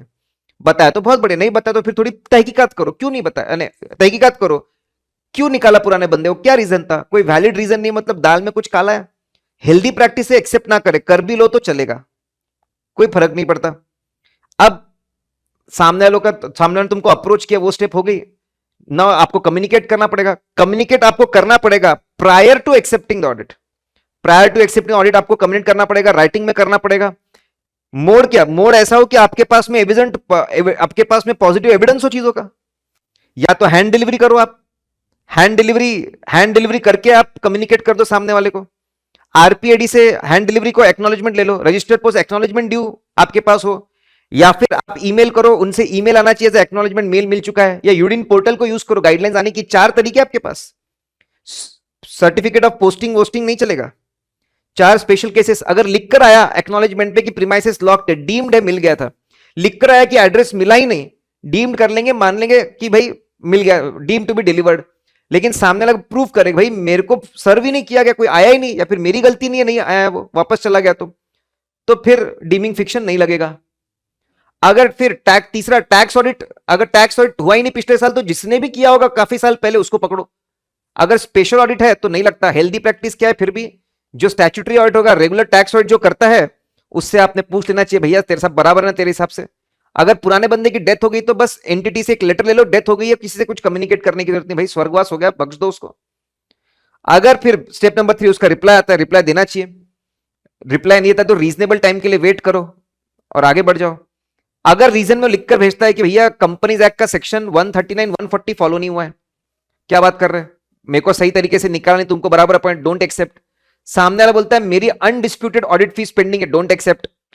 लेकिन अगर वो सिक कंपनी है, सिक यूनिट है, सिक यूनिट मतलब 5 साल या उससे ज्यादा, 5 साल या उससे ज्यादा वो एंटिटी को हो चुके हैं, और उसके जो उसकी जो liabilities are more than asset, net worth negative हो चुका है, काउंसिल गाइडलाइंस में इसके बारे में आगे आता है इसके बारे में, भाई तो फिर एक्सेप्शन में आ जाता है वो। क्वालिफाइड रिपोर्ट तो आपको देखना पड़ेगा सही कौन है। अगर ऐसा लगता है कि पुराना सीए सही है तो फिर उसका साथ दो, डोंट एक्सेप्ट। अगर आपको लगता है कि क्लाइंट सही है तो उसका साथ दो, यू शुड एक्सेप्ट। 2006 के अमेंडमेंट के पहले तो ऐसा था कि लोअर फीस अंडर कटिंग पे आप एक्सेप्ट नहीं कर सकते, लेकिन अब वो जा चुका है तो अंडर कटिंग अलाउड है, अभी कोई प्रॉब्लम नहीं है। स्टेप नंबर 4, आपको एक्सेप्टेंस लेटर देना पड़ेगा। रिप्लाई आने के बाद, समझने के बाद, या रीजनेबली वेट करने के बाद आपने करना चाहिए। अगर गवर्नमेंट ऑडिट्स के केस में, government audits, government company, banks, branches के केस में अगर टाइट टाइम शेड्यूल है और आपको टाइट टाइम शेड्यूल है, वापस एक्सेप्ट करने के पहले कम्युनिकेट कर दो। सिर्फ रीजनेबल टाइम के लिए वेट किए बिना आप जैसे आपको काम दिया जा रहा है आप बोलो कि मैं पहले कम्युनिकेट कर देता हूं, फिर काम बिना रीजनेबल टाइम के वेट किए एक्सेप्ट कर डालो, और कंडीशनल एक्सेप्टेंस दो कि भाई सब्जेक्ट टू सामने से क्या रिप्लाई आएगा, मैं आपका काम करने को तैयार हूं। ये गवर्नमेंट के केस में अलाउड है, बाकी केस में अलाउड नहीं है, ऐसा हम मानकर चलते हैं। क्लॉज नंबर 9, जब भी कंपनी ऑडिट आपको मिले पहले आपने, जब भी कंपनी ऑडिट आपको मिले पहले आपने, ठीक है, पहले आपने पुराने बंदे का रिमूवल और अपना अपॉइंटमेंट बराबर है ना, इसके रेजोल्यूशन डॉक्यूमेंट देखकर ही आगे बढ़ना चाहिए। और एक केस दिया हुआ है जहां पे कंपनी के अपॉइंटमेंट हुआ लेकिन सामने वाले ऑडिटर ने एक्सेप्ट नहीं किया, तो अपॉइंटमेंट कंप्लीट ही नहीं है, अपॉइंटमेंट हुआ ही नहीं है। ऐसे केस में बोर्ड को राइट नहीं मिलता है। बोर्ड अगर अपॉइंटमेंट करे तो गलत अपॉइंटमेंट है, आपने एक्सेप्ट नहीं करना चाहिए। अनजस्टिफाइड रिमूवल, अगर ऑडिटर अपनी इच्छा से रिजाइन करता है या फिर खुद बोलता है मुझे अपॉइंट नहीं होना, तो उसने बोर्ड ऑफ डायरेक्टर्स को रीजन बता देने चाहिए, दैट्स इट। प्रोफेशनल रीजन होंगे, प्रोफेशनल इश्यूज होंगे तो बोर्ड को भी बताना, और सीए इंस्टीट्यूट, प्रोफेशनल रीजन है तो सीए इंस्टीट्यूट तक जाना।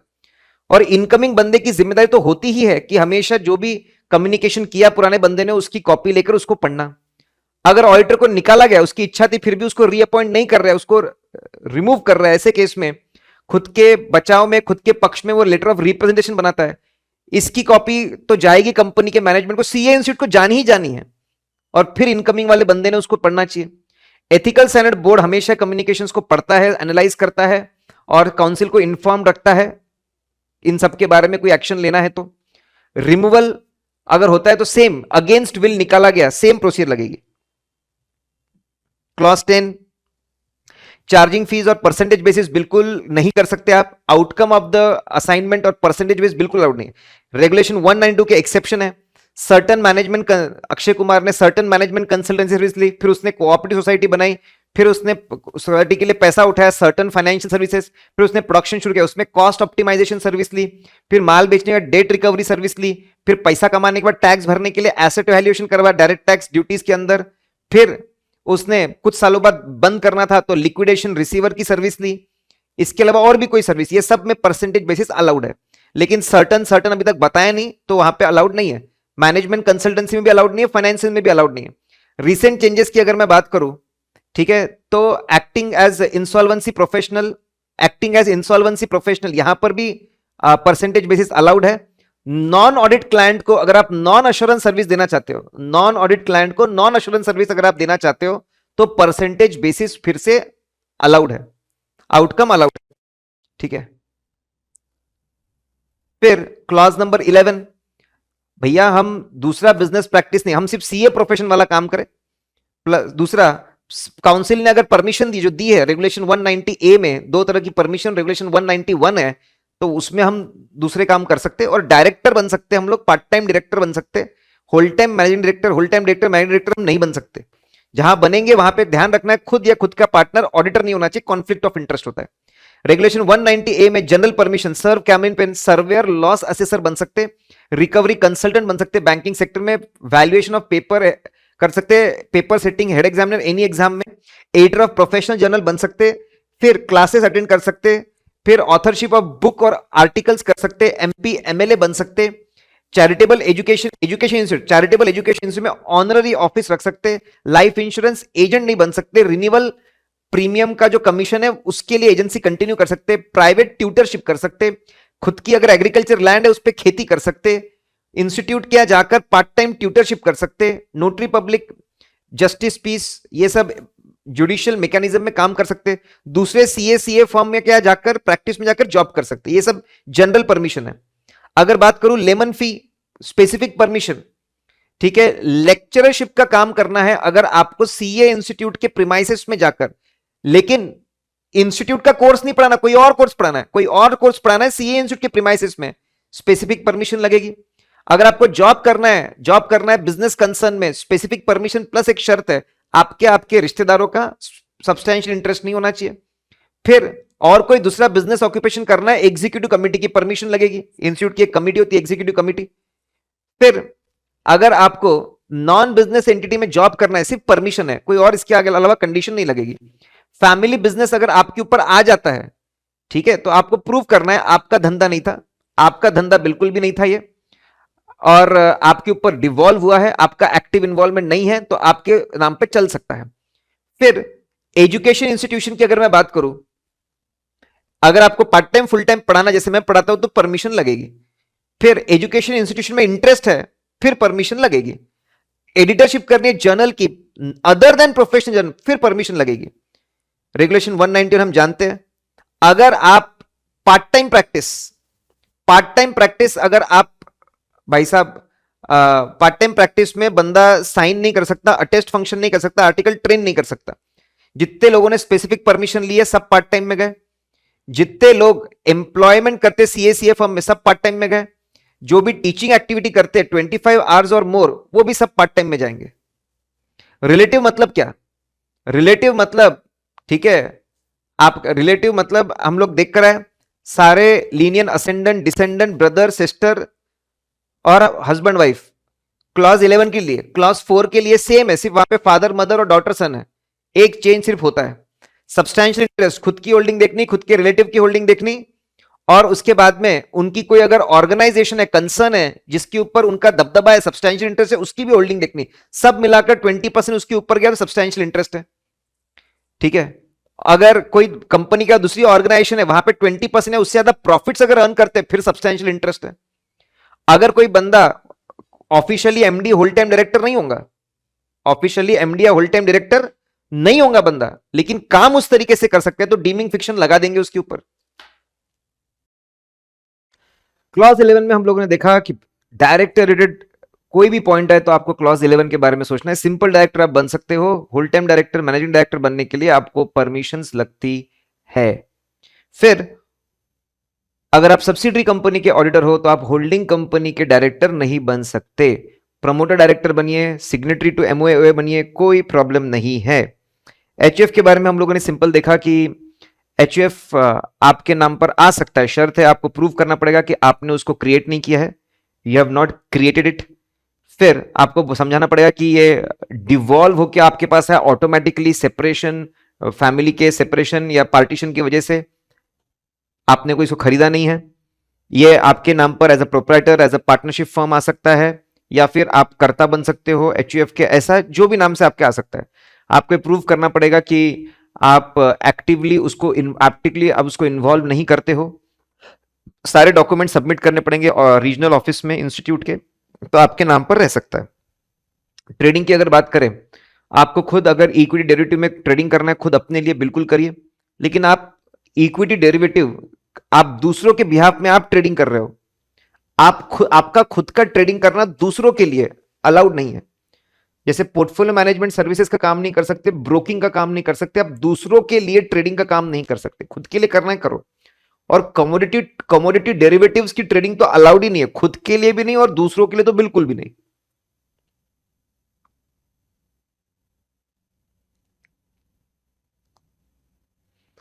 क्लॉज नंबर 12 की हम बात करते हैं कि भाई फर्म जब financial statement audit report finalise करता है तो उसको साइन कौन करेगा।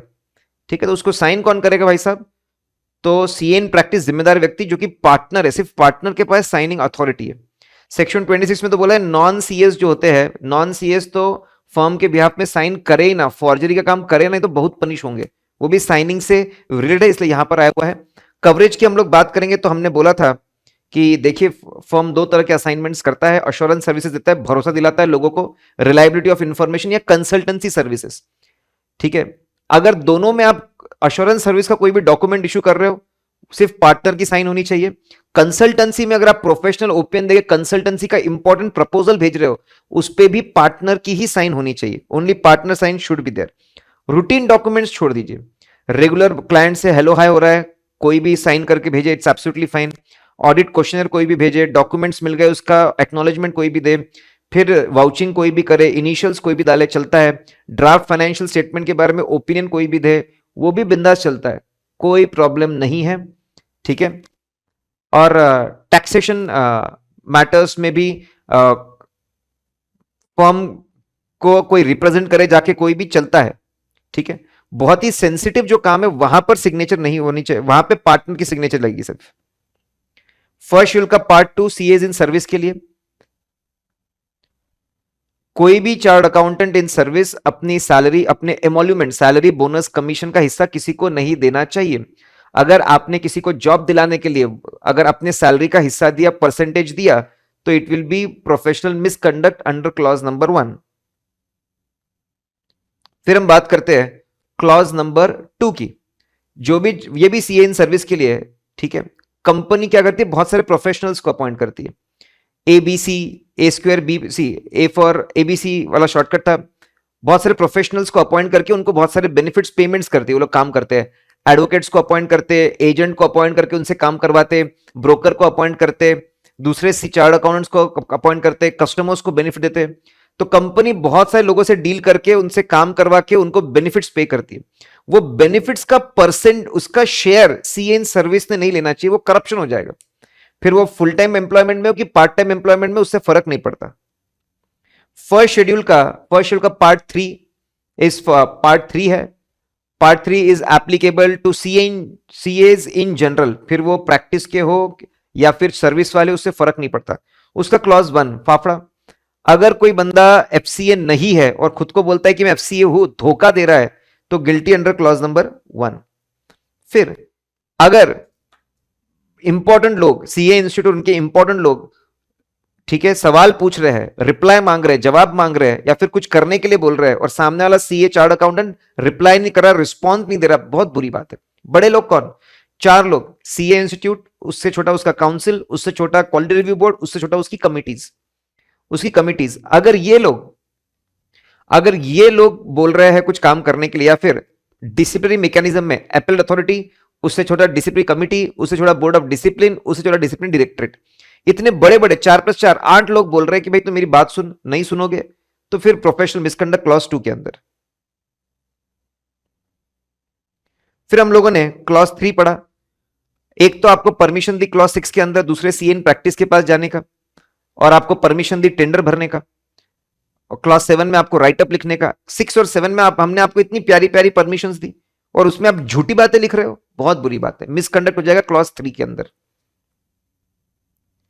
फिर हम आगे बढ़े, फर्स्ट शेड्यूल पार्ट 4 क्लॉज 1 और 2। क्लॉज 1 में अगर कोई भी कोर्ट आपको गिल्टी करता है, कन्विक्ट करता है इंडिया के बाहर, और आपको इंप्रिजनमेंट की सजा सुनाई जाती है नॉट एक्सीडिंग 6 मंथ्स, तो क्लॉज 1 में मिसकंडक्ट। प्रोफेशनल रीजन की वजह से हो या सजा कि पर्सनल रीजन की वजह से, कोई फर्क पड़ता नहीं है, ठीक है। 6 महीने से ज्यादा होगा तो वो सेकंड शेड्यूल के अंदर जाएगा। फिर क्लॉज 2 में अगर आप कोई भी ऐसा काम करते हो जिससे इंस्टीट्यूट का नाम खराब होता है, ब्रिंग डिसरेप्यूट टू द इंस्टीट्यूट, तो फिर क्लॉज 2 में जाएगा। जितने भी हम लोग केसेस देख के आए थे अदर मिसकंडक्ट के, वहां पे आपको क्लॉज नंबर 2 लगाना है, फर्स्ट शेड्यूल पार्ट 4 क्लॉज 2 आपको लगाना है। फिर हमने सेकंड शेड्यूल को याद रखने का शॉर्टकट देखा। क्रिस गेल कॉन्फिडेंशियलिटी के ऊपर, रोहित शर्मा रिव्यू एग्जामिन करना पड़ेगा रिपोर्ट देने से पहले, फ्लिंटॉप फोरकास्ट और प्रोजेक्शन के ऊपर है, सचिन तेंदुलकर सब्सटैंशियल इंटरेस्ट पे है, MS Dhoni material facts omission के ऊपर है, फिर motor car racing material misstatement पे है, उसके बाजू में गोल्फ ग्रॉस निग्लिजेंस पे है, सॉकर सफिशिएंट अप्रोप्रिएट एविडेंस नहीं लिया उसके ऊपर है, आर्चरी ऑडिटिंग स्टैंडर्ड्स के ऊपर है, बास्केटबॉल बैंक अकाउंट के ऊपर है। फिर उसके बाद में हम अगर बात करते हैं, ठीक है, सेकंड शेड्यूल पार्ट 2 की, comedy nights with Kapil. Comedy nights with Kapil contravene करता है इंपॉर्टेंट, कॉन्ट्रावेंट करता है सीए एक्ट, उसके रूल्स रेगुलेशन या गाइडलाइंस को। कैंडी क्रश, कैंडी क्रश, ठीक है, confidentiality for CAs in service. Facebook false information देता है बड़े बड़े लोगों को, 4+4 जो हम देख कर रहे हैं, फॉल्स इंफॉर्मेशन देता है बड़े बड़े लोगों को। मोबाइल फोन मनी एम्बेजलमेंट, पैसा चुराता है, बहुत बुरी बात। सेकंड शेड्यूल का पार्ट 3 क्लॉज 1, 6 महीने से ज्यादा, 6 महीने से ज्यादा अगर सजा हो जाती है तो यहां पे अदर मिसकंडक्ट में आता है। अब सेकंड शेड्यूल का part 1, it's applicable to CAs in practice.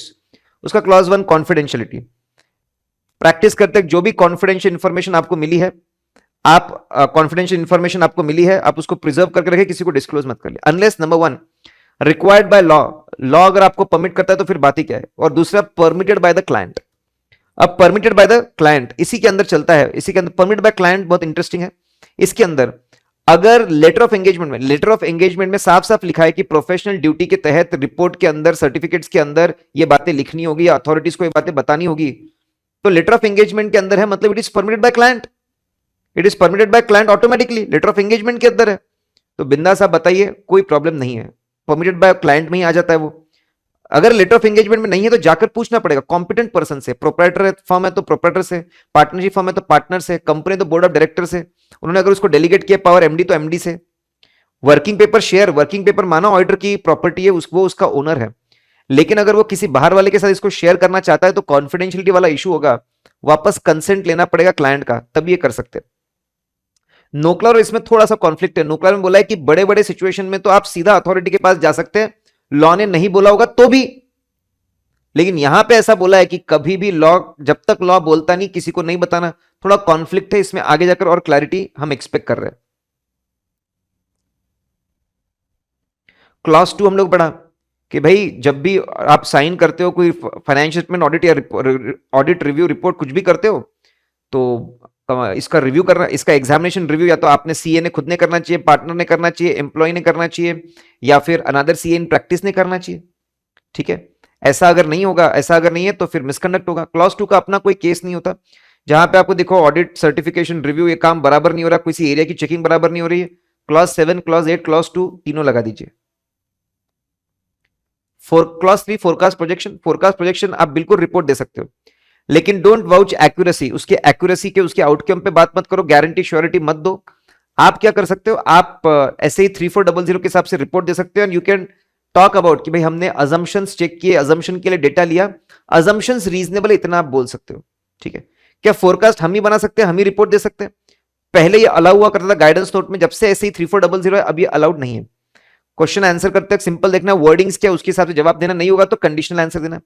Prospectus के अंदर बहुत से रिपोर्ट जाती है, उसके अंदर भी फोरकास्ट के बारे में बताया जाता है, ठीक है। तो जो गाइडेंस नोट है on reports on prospectus follow करिए, अपने आप companies act SEBI ICDR follow हो जाएगा। सब्सटैंशियल इंटरेस्ट, जहां पर भी सीए का खुद का या रिलेटिव का या फिर पार्टनर का या फर्म का सब्सटैंशियल इंटरेस्ट 20% ज्यादा लगा है, वहां पर हमारे बंदे ने रिपोर्ट नहीं देना चाहिए, जहां पर भी क्लोज रिलेशनशिप आ जाए। कवरेज की अगर बात करूं, दो तरह के चीजें हैं। अश्योरेंस सर्विसेज अगर आप दे रहे हो, अश्योरेंस सर्विसेज आप दे रहे हो, ठीक है, रिपोर्ट सर्टिफिकेट्स, भरोसा दिला रहे हो, रिलायबिलिटी पे कमेंट कर रहे हो सकता है financial information, non financial information ठीक है, हो सकता है लॉ के अंदर हो, क्लाइंट के रिक्वायरमेंट के हिसाब से आप दे रहे हो। अगर आप ऐसा कर रहे हो तो क्लॉज 4 जरूर लगेगा। कंसल्टेंसी सर्विसेज में क्लॉज नंबर 4 को आप मत लगाइए, ठीक है। इट इज नॉट मैंडेटरी नहीं होता। सब्सटैंशियल इंटरेस्ट पे समझाते हुए समझाया कि भाई खुद ही प्रोपराइटर अपने फर्म को ऑडिट नहीं कर सकता, पार्टनर अपने पार्टनरशिप फर्म को ऑडिट नहीं कर सकता। अगर रिलेटिव्स का, पार्टनर्स का कहीं पे सब्सटैंशियल इंटरेस्ट है तो ऑडिट नहीं कर सकते। कंपनी के केस में जो डिस्क्वालिफिकेशंस है, जो डिस्क्वालिफिकेशन हम पढ़ते हैं, ऑफिसर एम्प्लॉय होना, ठीक है, पार्टनर और एम्प्लॉय ऑफ ऑफिसर एम्प्लॉय होना, ऐसा होना, होल्डिंग सिक्योरिटीज वाला होना, रिलेटिव बड़े पोस्ट पे बैठना, यही बातें रिपीट की है। जहां पे ऐसा है वहां पे आप रिपोर्ट मत दीजिए। पुराने सिंपल क्लैरिफिकेशन, लेक्चर कॉलेज का ऑडिट नहीं कर सकता, एम्प्लॉयर का ऑडिट नहीं कर सकता, मेंबर ट्रस्ट का ऑडिट नहीं कर सकता, मेरा पार्टनर एम्प्लॉय ट्रस्टी में ऑडिट नहीं कर सकता, लिक्विडेटर ऑडिट नहीं कर सकता, जो किताबें लिख रहा है वो ऑडिट नहीं कर सकता, internal auditor, start audit, GST audit, tax audit नहीं कर सकता, कॉस्ट ऑडिट नहीं कर सकता, डायरेक्टरशिप छोड़ने के बाद में भी 2 साल तक ऑडिटर नहीं बन सकते, ठीक है। फिर स्टैट्यूटरी ऑडिटर सिस्टम ऑडिट नहीं कर सकता। अगर सिस्टम ऑडिट का काम होगा, अगर उसका काम होगा आपके फाइनेंशियल इंफॉर्मेशन सिस्टम या फाइनेंशियल डेटा का ऑडिट करना। स्टैट्यूटरी ऑडिटर वैल्यूएशन का काम नहीं कर सकता। अनलिस्टेड इक्विटी, अनलिस्टेड अगर कंपनी है उसमें शेयर वैल्यूएशन काम नहीं कर सकता। इंटरनल ऑडिटर अकाउंटिंग का काम नहीं कर सकता। Internal auditor of company provident fund trust का स्टैट्यूटरी ऑडिट बन सकता है, लेकिन internal auditor of the provident fund trust company का ऑडिट नहीं कर सकता। बैंक ऑडिटर कॉन्करेंट ऑडिट नहीं कर सकता, ठीक है। फिर bank auditor concurrent audit of sponsor bank, अपनी बड़ी स्पॉन्सर बैंक का कॉन्करेंट, इस तरीके से बोले, या फिर कॉन्करेंट ऑडिटर बैंक ऑडिट नहीं कर सकता। Concurrent auditor of sponsor bank RRB का स्टैट्यूटरी ऑडिट नहीं कर सकता। स्टॉक ऑडिटर बैंक ऑडिट नहीं कर सकता। जिसका क्रेडिट कार्ड आउटस्टैंडिंग ड्यू के बाद 1 लाख के ऊपर है वो नहीं कर सकता, he can not do bank audit. जिसने लोन लिया एफडी के अगेंस्ट वो नहीं कर सकता। ऑडिट लेने से पहले इंश्योर कर लो जो लॉ लगते हो फुलफिल हो गए, जो इंपॉर्टेंट डॉक्यूमेंट्स गवर्न करते हैं एंटिटी को, एमओए, एओए, पार्टनरशिप डीड, वो कवर हो गए, ठीक है। फिर जो भी अथॉरिटी की परमिशन हो गया, रेजोल्यूशंस पास हो गए, तभी एक्सेप्ट करना चाहिए। रिलेटिव की डेफिनेशन अगर बात करें, फादर, मदर, ब्रदर, सिस्टर, सन, डॉटर, स्पाउस, इतने लोग आते हैं। Clause 5, clause 6, clause 7, clause 8, clause 9 एक साथ हम लोग देख रहे हैं। क्लॉज 5 के अंदर अगर फाइनेंशियल स्टेटमेंट के अंदर मटेरियल ओमिशंस है, नंबर 1। दूसरा, सीए को इसके बारे में पूरा नॉलेज है, नोन टू हिम है, फिर भी वो अपने रिपोर्ट में अगर नहीं बताता, उसकी प्रोफेशनल कैपेसिटी को बराबर फुलफिल नहीं करता, तो उसको मिसकंडक्ट माना जाए क्लॉज 5 में। मटेरियल क्या है क्या नहीं, ऐसे 320 से आपको समझ में आ जाएगा, ठीक है। ये सभी अश्योरेंस असाइनमेंट्स को लगने वाला है। क्लॉज 6 की अगर हम लोग बात करते हैं, if we talk about clause 6, अगर आपके डॉक्यूमेंट्स के अंदर मटेरियल मिस स्टेटमेंट्स है, सीए को यह बात पता है, he is aware about this, और फिर भी वो अपने रिपोर्ट में, जहां पे प्रोफेशनल कैपेसिटी से जुड़ा हुआ है, अपने रिपोर्ट में कम्युनिकेशन में बात बताता नहीं है अथॉरिटीज को, ठीक है, तो मिसकंडक्ट है क्लॉज 6 के अंदर। अगर कोई बंदा बहुत ही ग्रॉस निग्लिजेंस से काम करता है, मिसकंडक्ट अंडर क्लॉज 7, ठीक है। बंदे को अपॉइंट किया, उसने जाना चाहिए था टैक्स डिपार्टमेंट में और रिप्रेजेंट करना चाहिए था, वो गया ही नहीं। अच्छा, बंदा गया ऑडिट करने के लिए, दूसरे ऑडिट करने के लिए गया, तो ऑब्वियस गलतियां, प्रॉब्लम जो पकड़ नहीं रहा है वो। अच्छा, जा रहा है, काम कर रहा है, तो टाइम पे कंप्लीट नहीं कर रहा है। अच्छा, टाइम पे कंप्लीट कर रहा है, कर भी रहा है अगर, तो पहले ही साइन कर ले रहा है, क्लाइंट के फाइनेंशियल स्टेटमेंट साइन करने के पहले साइन कर दे रहा है, वो गलत। दो बैलेंस शीट साइन कर रहा है, फिर गलत, ठीक है, रिपोर्ट में बोल रहा है कि सेपरेट नोट्स में मैंने बातें लिखी है, सेपरेट नोट्स तो कुछ है ही नहीं। और वो बोल रहा है कि रिपोर्ट भेजेगा, वो रिपोर्ट कैसे भेजने वाला है, cash on delivery, cash on delivery से वो रिपोर्ट भेजने वाला है, कैश ऑन डिलीवरी से रिपोर्ट भेजेगा। अब बंदा ये भी ग्रॉस निग्लिजेंस, इतना इंपॉर्टेंट डॉक्यूमेंट, ग्रॉस निग्लिजेंस में इसको काउंट करते हैं। क्लॉज 8 में अगर बंदा सफिशिएंट अप्रोप्रिएट एविडेंस इकट्ठा ही नहीं करता है, सफिशिएंट अप्रोप्रिएट एविडेंस इकट्ठा ही नहीं कर रहा है, ठीक है, he is not sufficient appropriate evidence, तो फिर मिसकंडक्ट है। अच्छा, बंदा बहुत सारा इंफॉर्मेशन, बहुत सारी इंफॉर्मेशन मिसिंग है, बहुत सारी जानकारी नहीं है, इतनी जानकारी मिसिंग है कि डिस्क्लेमर देना चाहिए था, ओपिनियन को निगेट कर देना चाहिए था, ओपिनियन देना ही नहीं चाहिए था, फिर भी दे दिया, तो भी इसको मिसकंडक्ट माना जाता है। दो चीजें कवर्ड है। फिर 9 में ऑडिट प्रोसीजर्स अगर नहीं परफॉर्म करोगे तो ऑडिट रिपोर्ट में तो लिख दो, कम से कम नहीं लिखोगे तो मिसकंडक्ट है। अब ऐसा नहीं है कि कोई भी ऑडिट प्रोसेस परफॉर्म नहीं करोगे रिपोर्ट में लिख के बच गए, रिपोर्ट में आपको रीजंस देने पड़ते हैं। अगर रीजन जस्टिफाइड है कि भाई सर्कमस्टांसेस की वजह से नहीं कर पाए, मैनेजमेंट ने अलाउ नहीं किया इसलिए नहीं कर पाए, मेरी गलती नहीं है, तभी बचोगे। रीजन अच्छे रहे रिपोर्ट के अंदर तभी बचोगे, नहीं तो नहीं बचने वाले। Clause 5, clause 6, clause 7, clause 8, clause 9 एक साथ हम लोग देख रहे हैं। क्लॉज 5 के अंदर अगर फाइनेंशियल स्टेटमेंट के अंदर मटेरियल ओमिशंस है, नंबर 1, दूसरा सीए को इसके बारे में पूरा नॉलेज है, नोन टू हिम है, फिर भी वो अपने रिपोर्ट में अगर नहीं बताता, उसकी प्रोफेशनल कैपेसिटी को बराबर फुलफिल नहीं करता, तो उसको मिसकंडक्ट माना जाए, क्लॉज 5। फिर क्लॉज 10 की हम लोगों ने बात की, अगर पैसा मिला फीस और रेमुनरेशन का कोई रिस्ट्रिक्शन नहीं है, कॉमन अकाउंट में रख दो, जहां चाहे वहां रखो, जिस पर्पस के लिए जैसा यूज करना है वैसा यूज कर लो, जो आपको ठीक लगे, ठीक है, दो बातें। फिर अगर एक्सपेंसेस, शॉर्ट टर्म एक्सपेंसेस के लिए फिर कॉमन अकाउंट में डाल दो, लेकिन उसको रीजनेबल टाइम में प्रॉपर पर्पस के लिए यूज कर लेना चाहिए, जिस पर्पस के लिए पैसा मिला है, ठीक है। फिर दो बातें, कॉमन अकाउंट में डालो डालो लेकिन रीजनेबल टाइम में यूज कर लो। अगर अदर देन शॉर्ट टर्म, मतलब लॉन्ग टर्म पर्पस के, लॉन्ग टर्म एक्सपेंसेस के लिए अगर पैसा मिला है तो फिर सेपरेट अकाउंट में रखना पड़ेगा और उसको रीजनेबल टाइम में प्रॉपर पर्पस के लिए यूज करना पड़ेगा। इसके अलावा अगर कोई पैसा मिला है तो सेपरेट अकाउंट में रखना पड़ेगा और रीजनेबल टाइम में प्रॉपर पर्पस के लिए यूज कर देना पड़ेगा। फिर part 2 second schedule, second schedule की अगर पार्ट 2 की बात करें, सीए इन जनरल सबको एप्लीकेबल है।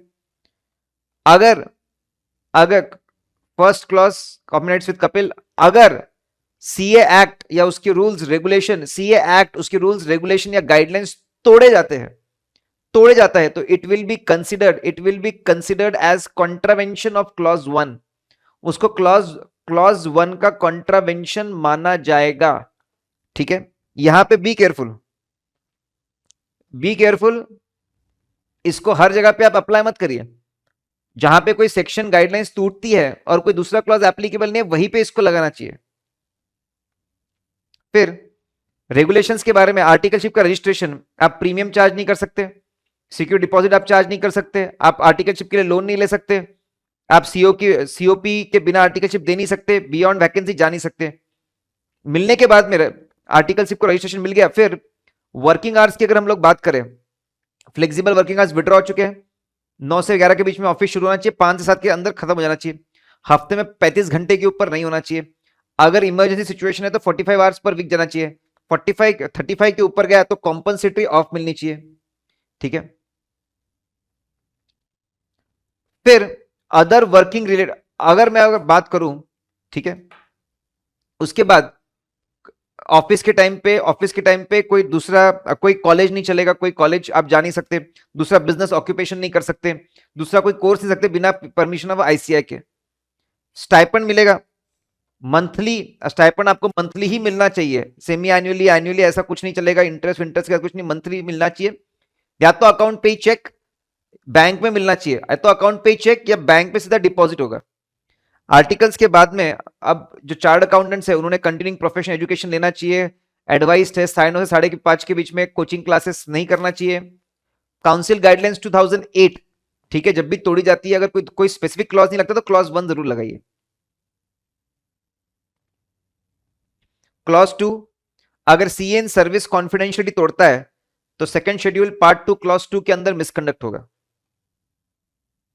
क्लॉज 3, अगर false information, Facebook false information ठीक है, सीए इंस्टीट्यूट को, उसके काउंसिल को, क्वालिटी रिव्यू बोर्ड को, या फिर कमिटीज को, या फिर appellate authority, discipline committee, board of discipline, discipline directorate, director discipline, इन लोगों को अगर फॉल्स इंफॉर्मेशन देता है कोई, तो बहुत ही बुरी बात है, क्लॉज 3 के अंदर मिसकंडक्ट होगा। पैसे चुरा के अगर भागते हैं तो क्लॉज 4 के अंदर मिसकंडक्ट होगा। फिर अगर मैं बात करूं सेकंड शेड्यूल पार्ट 3 की, तो क्लॉज 1, अगर सिविल कोर्ट, क्रिमिनल कोर्ट अगर कन्विक्ट करती है और पनिशमेंट देती है एक्सीडिंग 6 मंथ्स, तो it will B other misconduct. Council guidelines की अगर बात करूं, new tub of clients and for company audit assignments, specified number of audit के ऊपर नहीं जाना चाहिए। स्पेसिफाइड नंबर ऑफ ऑडिट 30 है, 30 आपकी लिमिट है। आपके पार्टनर्स, आप अगर पार्टनरशिप की बात करें तो 30 इंटू नंबर ऑफ पार्टनर्स हो जाएगा। Partner on the date of acceptance देखना पड़ता है, जो part time full time employment में उनकी लिमिट 0, जो पार्ट टाइम प्रैक्टिस में उनकी लिमिट 0। मल्टीपल फॉर्म से अगर बंदा पार्टनर है, इंडिविजुअल प्रैक्टिस भी कर रहा है, सब मिलाकर 30 के ऊपर नहीं जाना चाहिए। ओपीसी और डॉर्मेंट को काउंट नहीं करेंगे, ज्वाइंट ऑडिट को 1 काउंट करेंगे, एचओ ब्रांच को 1 काउंट करेंगे, मल्टीपल ब्रांचेस को 1 काउंट करेंगे। इसका पूरा रिकॉर्ड रखना पड़ेगा, पार्टनर वाइज रिकॉर्ड पूरा कंप्लीट रखना पड़ेगा कि भाई लिमिट सब बराबर फॉलो हो रही है ना। कंपनीज एक्ट में 20 के लिमिट 4 तरह के एक्सक्लूजन है, OPC, small company, dormant company, private company having paid up capital less than 100 crore. Private company को एग्जाम्पशन तभी मिलेगा जब annual return under 92 and financial statement under 137 बराबर किए भेजे गए। प्रैक्टिकल लाइफ में पहले 20, ठीक है, 20 की लिमिट क्रॉस, 4 तरह की कंपनीज को एक्सक्लूड कर दो, 20 क्रॉस नहीं होना चाहिए। 2 तरह की कंपनी को एक्सक्लूड कर दो, 30 क्रॉस नहीं होना चाहिए। इसका मतलब 1% डॉर्मेंट अनलिमिटेड कर सकते हैं, और स्मॉल कंपनी और private company having paid up capital less than 100 crore, इसमें इसके लिए हम एक्स्ट्रा 10 की लिमिट को यूज कर सकते हैं।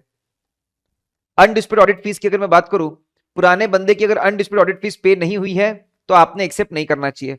अनडिस्प्यूटेड ऑडिट फीस मतलब क्या, जो फाइनेंशियल स्टेटमेंट के अंदर प्रोविजन बना है अलॉन्ग विद अदर एक्सपेंसेस का, जो दोनों ने साइन किया है, उसको हम लोग अनडिस्प्यूटेड ऑडिट फीस बोलेंगे। एक्सेप्शन सिक कंपनीज, सिक यूनिट्स का एक्सेप्शन है भैया। सिक यूनिट्स में आप एक्सेप्ट कर सकते हैं। सिक यूनिट मतलब रजिस्टर्ड फॉर 5 इयर्स और मोर, और उसका नेटवर्थ, उसका जो एक्यूमुलेटेड लॉसेस है, it is equal to net worth, या नेटवर्थ एक्सीड कर चुके हैं। सिर्फ कंपनी ऑडिट और स्टैट्यूटरी ऑडिट इसमें कवर होते हैं। अगर हम बात करते हैं यूडीन की, तो क्यों आया वो हम लोग जानते हैं, फेक सर्टिफिकेट्स और रिपोर्ट्स के प्रॉब्लम थे। उसका सोल्यूशन क्या है, एक पोर्टल बनाया, वहां पे जाके खुद को रजिस्टर करवा लो, रिपोर्ट सर्टिफिकेट रजिस्टर करवा लो, यूडीन निकाल के जनरेट करके लिख दो। ऐसा करने से सिर्फ जो जिनके पास सही में प्रैक्टिसिंग सी है वही लोग यूडीन जनरेट कर पे लिख पाएंगे, और बाकी लोग इसको कंफर्म कर सकते हैं कि यूडीन नंबर बराबर है ना। सभी रिपोर्ट सर्टिफिकेट सबको मैंडेटरी है। फिर टैक्स और असाइनमेंट की अगर बात करें, specified number of assignment cross नहीं होना चाहिए, वो कि 60 है। फर्म का 16 नंबर ऑफ पार्टनर्स है। जो partners part time full time में उनकी लिमिट 0 है। एम्प्लॉयमेंट में जो लोग पार्ट टाइम प्रैक्टिस में उसकी लिमिट भी 0 है। एक की लिमिट दूसरा बंदा यूज कर सकता है, ये सबसे बड़ी बात है, सबसे ज्यादा बड़ी बात है। काउंटिंग की बात करो, कॉर्पोरेट नॉन कॉर्पोरेट सबको काउंट करेंगे। अगर आप एक ही क्लाइंट की अगर 2 अलग अलग फाइनेंशियल के टैक्स ऑडिट क्रॉस कर रहे हैं तो आपके, ठीक है, इस केस में दोनों आपके 2 काउंटिंग होगी। और छोटे ऑडिट, स्मॉल एडी के अंदर स्मॉल बिजनेस, एडीए में स्मॉल प्रोफेशनल, एई में स्मॉल ट्रांसपोर्टर्स, ये काउंट नहीं होंगे। जॉइंट ऑडिट वाला 1, HO branch 1, multiple branch 1, record रखना पड़ेगा। असाइनमेंट प्रॉपर तरीके से डिस्ट्रीब्यूट करो ताकि क्वालिटी ऑफ ऑडिट बनी रहे। अनजस्टिफाइड रिमूवल ऑफ ऑडिटर की अगर बात करते हैं, तो क्लॉज 9 के अंदर सीए इंस्टीट्यूट को रिपोर्टिंग होती है। काउंसिल को, कमिटी को, किसी को भी ऐसा लगता है कि गलत हो रहा है, वो इनकमिंग ऑडिटर को डायरेक्शन दे सकते हैं कि भाई साहब तूने असाइनमेंट एक्सेप्ट नहीं करना चाहिए, उसको फॉलो करना पड़ेगा काउंसिल गाइडलाइन 2008 के हिसाब से। अगर हम बात करते हैं maintenance of books of accounts, सभी सीएन प्रैक्टिस को इररिस्पेक्टिव ऑफ वेदर उनको बुक्स ऑफ अकाउंट्स लगती है 44A में या फिर ऑडिट करना है 44AB में, उन सबको बाजू में रख के सबको बुक्स ऑफ अकाउंट्स मेंटेन करनी है। कैश बुक और लेजर सबको रखना है, ठीक है। रिकॉर्ड ऑफ ऑडिट असाइनमेंट तो रखना ही रखना है, उसके अलावा बुक्स ऑफ अकाउंट्स मेंटेन करनी है। कॉर्पोरेट फॉर्म ऑफ प्रैक्टिस अगर बोलते हैं, बिल्कुल अलग हो चुका है। Traditional form of practice, accounting, auditing, taxation के लिए ट्रेडिशनल, मैनेजमेंट कंसल्टेंट सर्विस के लिए ट्रेडिशनल, या फिर नया वाला, दोनों यूज कर सकते हैं। अगर आप इसके लिए एमसीसी बना सकते हो, इसकी फॉर्म प्रोसीजर 2006 से आ चुकी है। पहले इंस्टीट्यूट से अप्रूवल लेना पड़ेगा नाम का, फिर आरओसी के बाद जाकर रजिस्टर करवाना पड़ेगा। रजिस्टर करवाइए, शेयर होल्डिंग किसकी भी कितनी भी रहो, सीए की रिड्यूस कोई प्रॉब्लम नहीं, एमडी होल टाइम डायरेक्टर बनो, मैनेजर बनो, कोई प्रॉब्लम नहीं है। पार्ट टाइम आपको सीओपी लगेगा, फुल टाइम सीओपी रहेगा आपके पास में। कंपनी बनने के बाद में फिर सीए इंस्टीट्यूट के पास जाकर उसको रजिस्टर करवा लीजिए। उसका काम सिर्फ मैनेजमेंट कंसल्टेंट सर्विस रहेगा, वो अंडरटेकिंग देंगे इसके लिए, ठीक है। टैक्स, अकाउंट्स, ऑडिट, टैक्स, ये सब काम नहीं करने वाले। और जो काम जैसे एक अगर कोई बंदा ऑडिट कर रहा है तो वो प्रोहिबिटेड सर्विसेज नहीं दे सकता, वैसे ही कोई बंदा ऑडिट कर रहा है तो उसकी एमसीसी प्रोहिबिटेड सर्विसेज नहीं दे सकती। अंडरटेकिंग देनी पड़ेगी, क्लॉज 6 से फॉर्म करेंगे। नॉन ऑडिट फीस ज्यादा नहीं होनी चाहिए ऑडिट फीस से। लो की बात करते हैं, rounded triangle, white background, blue colour में CA letter, integrity, knowledge, creativity, depth, green colour upside down, wisdom का मार्क है, ग्रोथ एंड फ्रेशनेस है ग्रीन। ठीक है, डिजाइन कलर रोटेट करना अलाउड नहीं है। इनडेटनेस की बात करते हैं, CA in practice, partners, firm, relative of CA in practice, partner सब मिलाकर, ठीक है, सब इनडेटनेस की लिमिट और गारंटी की लिमिट मिलाकर, you should not cross the limit given in the law. 5 lakh है कंपनीज एक्ट में तो 5 लाख, टैक्स रेट में 0 तो 0, रिलेटिव्स के लिए 1 लाख है तो 1 लाख। अगर लिमिट नहीं दी है तो फिर 1 लाख की स्टैंडर्ड लिमिट है internal audit, GST audit, corporate audit के लिए। जो बंदा जॉब कर रहा है उसने ग्रॉस निग्लिजेंट नहीं होना चाहिए, तो काउंसिल गाइडलाइंस 2008 ऐसा होगा। सीएन प्रैक्टिस ग्रॉस निग्लिजेंस होता है तो क्लॉज 7 पार्ट 1 सेकंड शेड्यूल में जाता है। नेटवर्क गाइडलाइंस हम लोग बाद में देखने वाले हैं। टेंडर हम लोग ऑलरेडी देखकर आ गए। स्टैट्यूटरी ऑडिटर, अगर बड़ी कंपनी है, listed company, government company, PSU, public company having turnover 50 crore और मोर, ऐसे केस में आपको जो इनसे स्टैट्यूटरी ऑडिट फीस मिल रही है should not be less than other works, services and assignment, उससे कम नहीं होना चाहिए। उसके अंदर मैनेजमेंट, कंसल्टेंट सर्विसेज, सारे प्रोफेशनल सर्विसेज आते हैं। इसमें ऑडिट अंडर लॉ नहीं आते, सर्टिफिकेशन में काम नहीं आता, एनी रिप्रेजेंटेशन बिफोर अथॉरिटी नहीं आता। एसोसिएट मतलब क्या, हम या हमारे पार्टनर अगर जहां पे प्रोप्राइटर बनकर बैठे हैं, जहां पे पार्टनर बनकर बैठे हैं, जहां पे डायरेक्टर बनकर बैठे हैं, या फिर ये सब लोग जहां पर सब्सटैंशियल 20% या मोर लेकर बैठे हैं, वो सब हमारे एसोसिएट कंसर्न में आएंगे। काउंसिल गाइडलाइंस फॉर एडवर्टीजमेंट 2008, सबसे पहले हम लोगों ने उसका शॉर्टकट था wow corona is dead, W is for right up. Right up लिखना अलाउड है, रिटन पीस ऑफ इंफॉर्मेशन है, लेकिन जितना गाइडलाइंस में बोला है उतना ही इसके अंदर डेटा होना चाहिए। सीए का लोगो अलाउड है, प्रोप्राइटर में भी, इंडिविजुअल में भी। फर्म की डिटेल्स आप फर्म में डालिए। एफआरएन मैंडेटरी है, नेम एफआरएन मैंडेटरी है, ईयर ऑफ एस्टेब्लिशमेंट अलाउड है, ये आपके इंडिविजुअल को नहीं लगता। एफिलिएट, अगर आप किसी नेटवर्क के एफिलिएट हो तो दोनों में आप स्पेसिफाई कर सकते हो। फिर बताइए नंबर ऑफ पार्टनर्स कितने हैं, उसके बाद सीए, अदर प्रोफेशनल्स, फिर आर्टिकल्स, फिर एम्प्लॉयज, फिर पर्सनल डिटेल्स, पार्टनर या इंडिविजुअल के बताइए, नाम बताइए, एमआरएन बताइए, एज, एसीए कब बने, एफसीए कब बने, सीओपी कब लिया, क्वालिफिकेशन क्या है, लैंग्वेजेस बताइए, पासपोर्ट स्टाइल फोटो, सिर्फ पासपोर्ट स्टाइल फोटो, और कहीं पे एमसीसी के एमडी है क्या, किस तरह के सर्विसेज प्रोवाइड करते हैं, लेकिन क्लाइंट के नाम नहीं और फीस नहीं आना चाहिए, एड्रेस, कॉन्टैक्ट डिटेल्स, आखिरी में ऑथेंटिकेशन। और कुछ बातों का ख्याल रखना पड़ेगा। Fair value method, F for font size 14 के ऊपर नहीं जाना चाहिए। वायलेशन ऑफ सी एक्ट, उसके रेगुलेशंस नहीं होना चाहिए। आपके M for membership number, F R N mandatory है। ई फॉर एग्जैगरेटेड क्लेम्स नहीं होने चाहिए। टी फॉर टेस्टिमोनियल एंडोर्समेंट नहीं होनी चाहिए। एच फॉर ऑनेस्ट होना चाहिए। फिर अदर, दूसरों को लेकर डिस्पैरेजिंग, डाउनग्रेडिंग कमेंट्स नहीं होने चाहिए। D for distribute to the institute नहीं करना चाहिए। ऑनलाइन थर्ड पार्टी प्लेटफॉर्म से बिंदास सर्विसेज दीजिए, कोई प्रॉब्लम नहीं है। फर्म का नाम भी आ सकता है, लेकिन सफिक्स चार्ड अकाउंटेंट्स नहीं होना चाहिए। फर्म का नाम भी आ सकता है, इंडिविजुअल सीए का भी नाम आता है, ठीक है, लेकिन फर्म में सिर्फ सफिक्स चार्ड अकाउंटेंट्स नहीं चलेगा। आप इस बात का ख्याल रखिए। हाईलाइटिंग प्रोफेशनल अटेनमेंट्स नहीं होना चाहिए। कॉन्टैक्ट डिटेल्स नहीं बताना, सिर्फ सर्विस देने का काम करो। मार्केटिंग, ब्रांडिंग, क्लाइंट इकट्ठा करने का काम मत करो।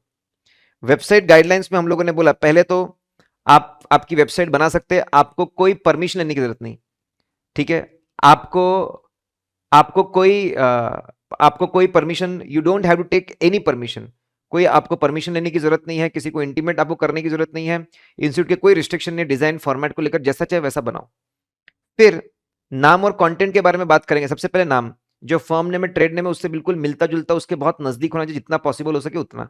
फिर फर्म की डिटेल्स आनी चाहिए, फर्म का नाम आना चाहिए, ईयर ऑफ एस्टेब्लिशमेंट अलाउड है, फर्म का नाम, ईयर ऑफ एस्टेब्लिशमेंट अलाउड है, और कॉन्टैक्ट डिटेल्स आनी चाहिए। फिर लोग, पार्टनर की डिटेल्स, पार्टनर का नाम, year of qualification, other qualification, area of expertise pool basis पे और कॉन्टैक्ट डिटेल्स। फिर उसके बाद एम्प्लॉयज के क्वालिफिकेशन, नाम, क्वालिफिकेशन, डेजिग्नेशन आना चाहिए। एरिया ऑफ एक्सपीरियंस वापस पुल बेसिस पे। फिर number of article pool basis पे होना चाहिए, ठीक है। इन सब के आप पासपोर्ट स्टाइल फोटोग्राफ लगा सकते हो, तो इन सब के डिटेल्स हो गए। फिर कौन से सर्विसेज, वापस पुल बेसिस पे। Nature of assignment pool basis पे। फीस चार्ज कभी नहीं, क्लाइंट और फीस चार्ज कभी नहीं, लेकिन अगर लॉ में रिक्वायर्ड है तो लिख सकते हैं, लेकिन बताना पड़ेगा कौन से लॉ में रिक्वायर्ड है, इटैलिक्स में लिखना पड़ेगा वहां पे।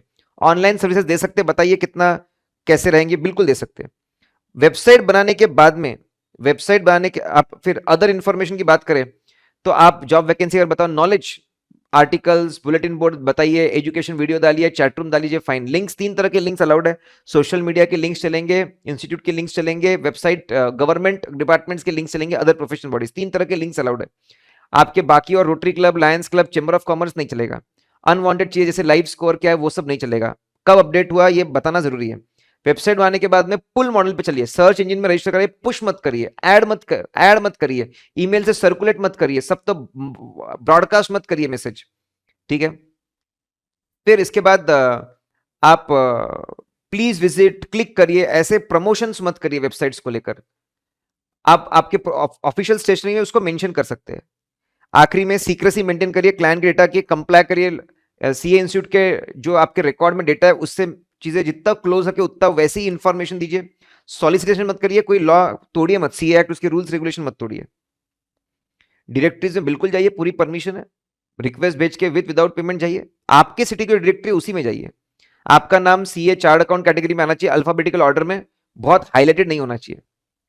फिर एग्जामेशन की अगर हम लोग बात करते हैं तो भाई आपका पेपर में ऐड आ सकता है, पेपर में नॉर्मल ऐड आप बिल्कुल डाल सकते हो, नाम ऑफ द सीए फर्म आ सकता है, बहुत उसको हाईलाइट बोल्ड मत करो। किसका ऐड?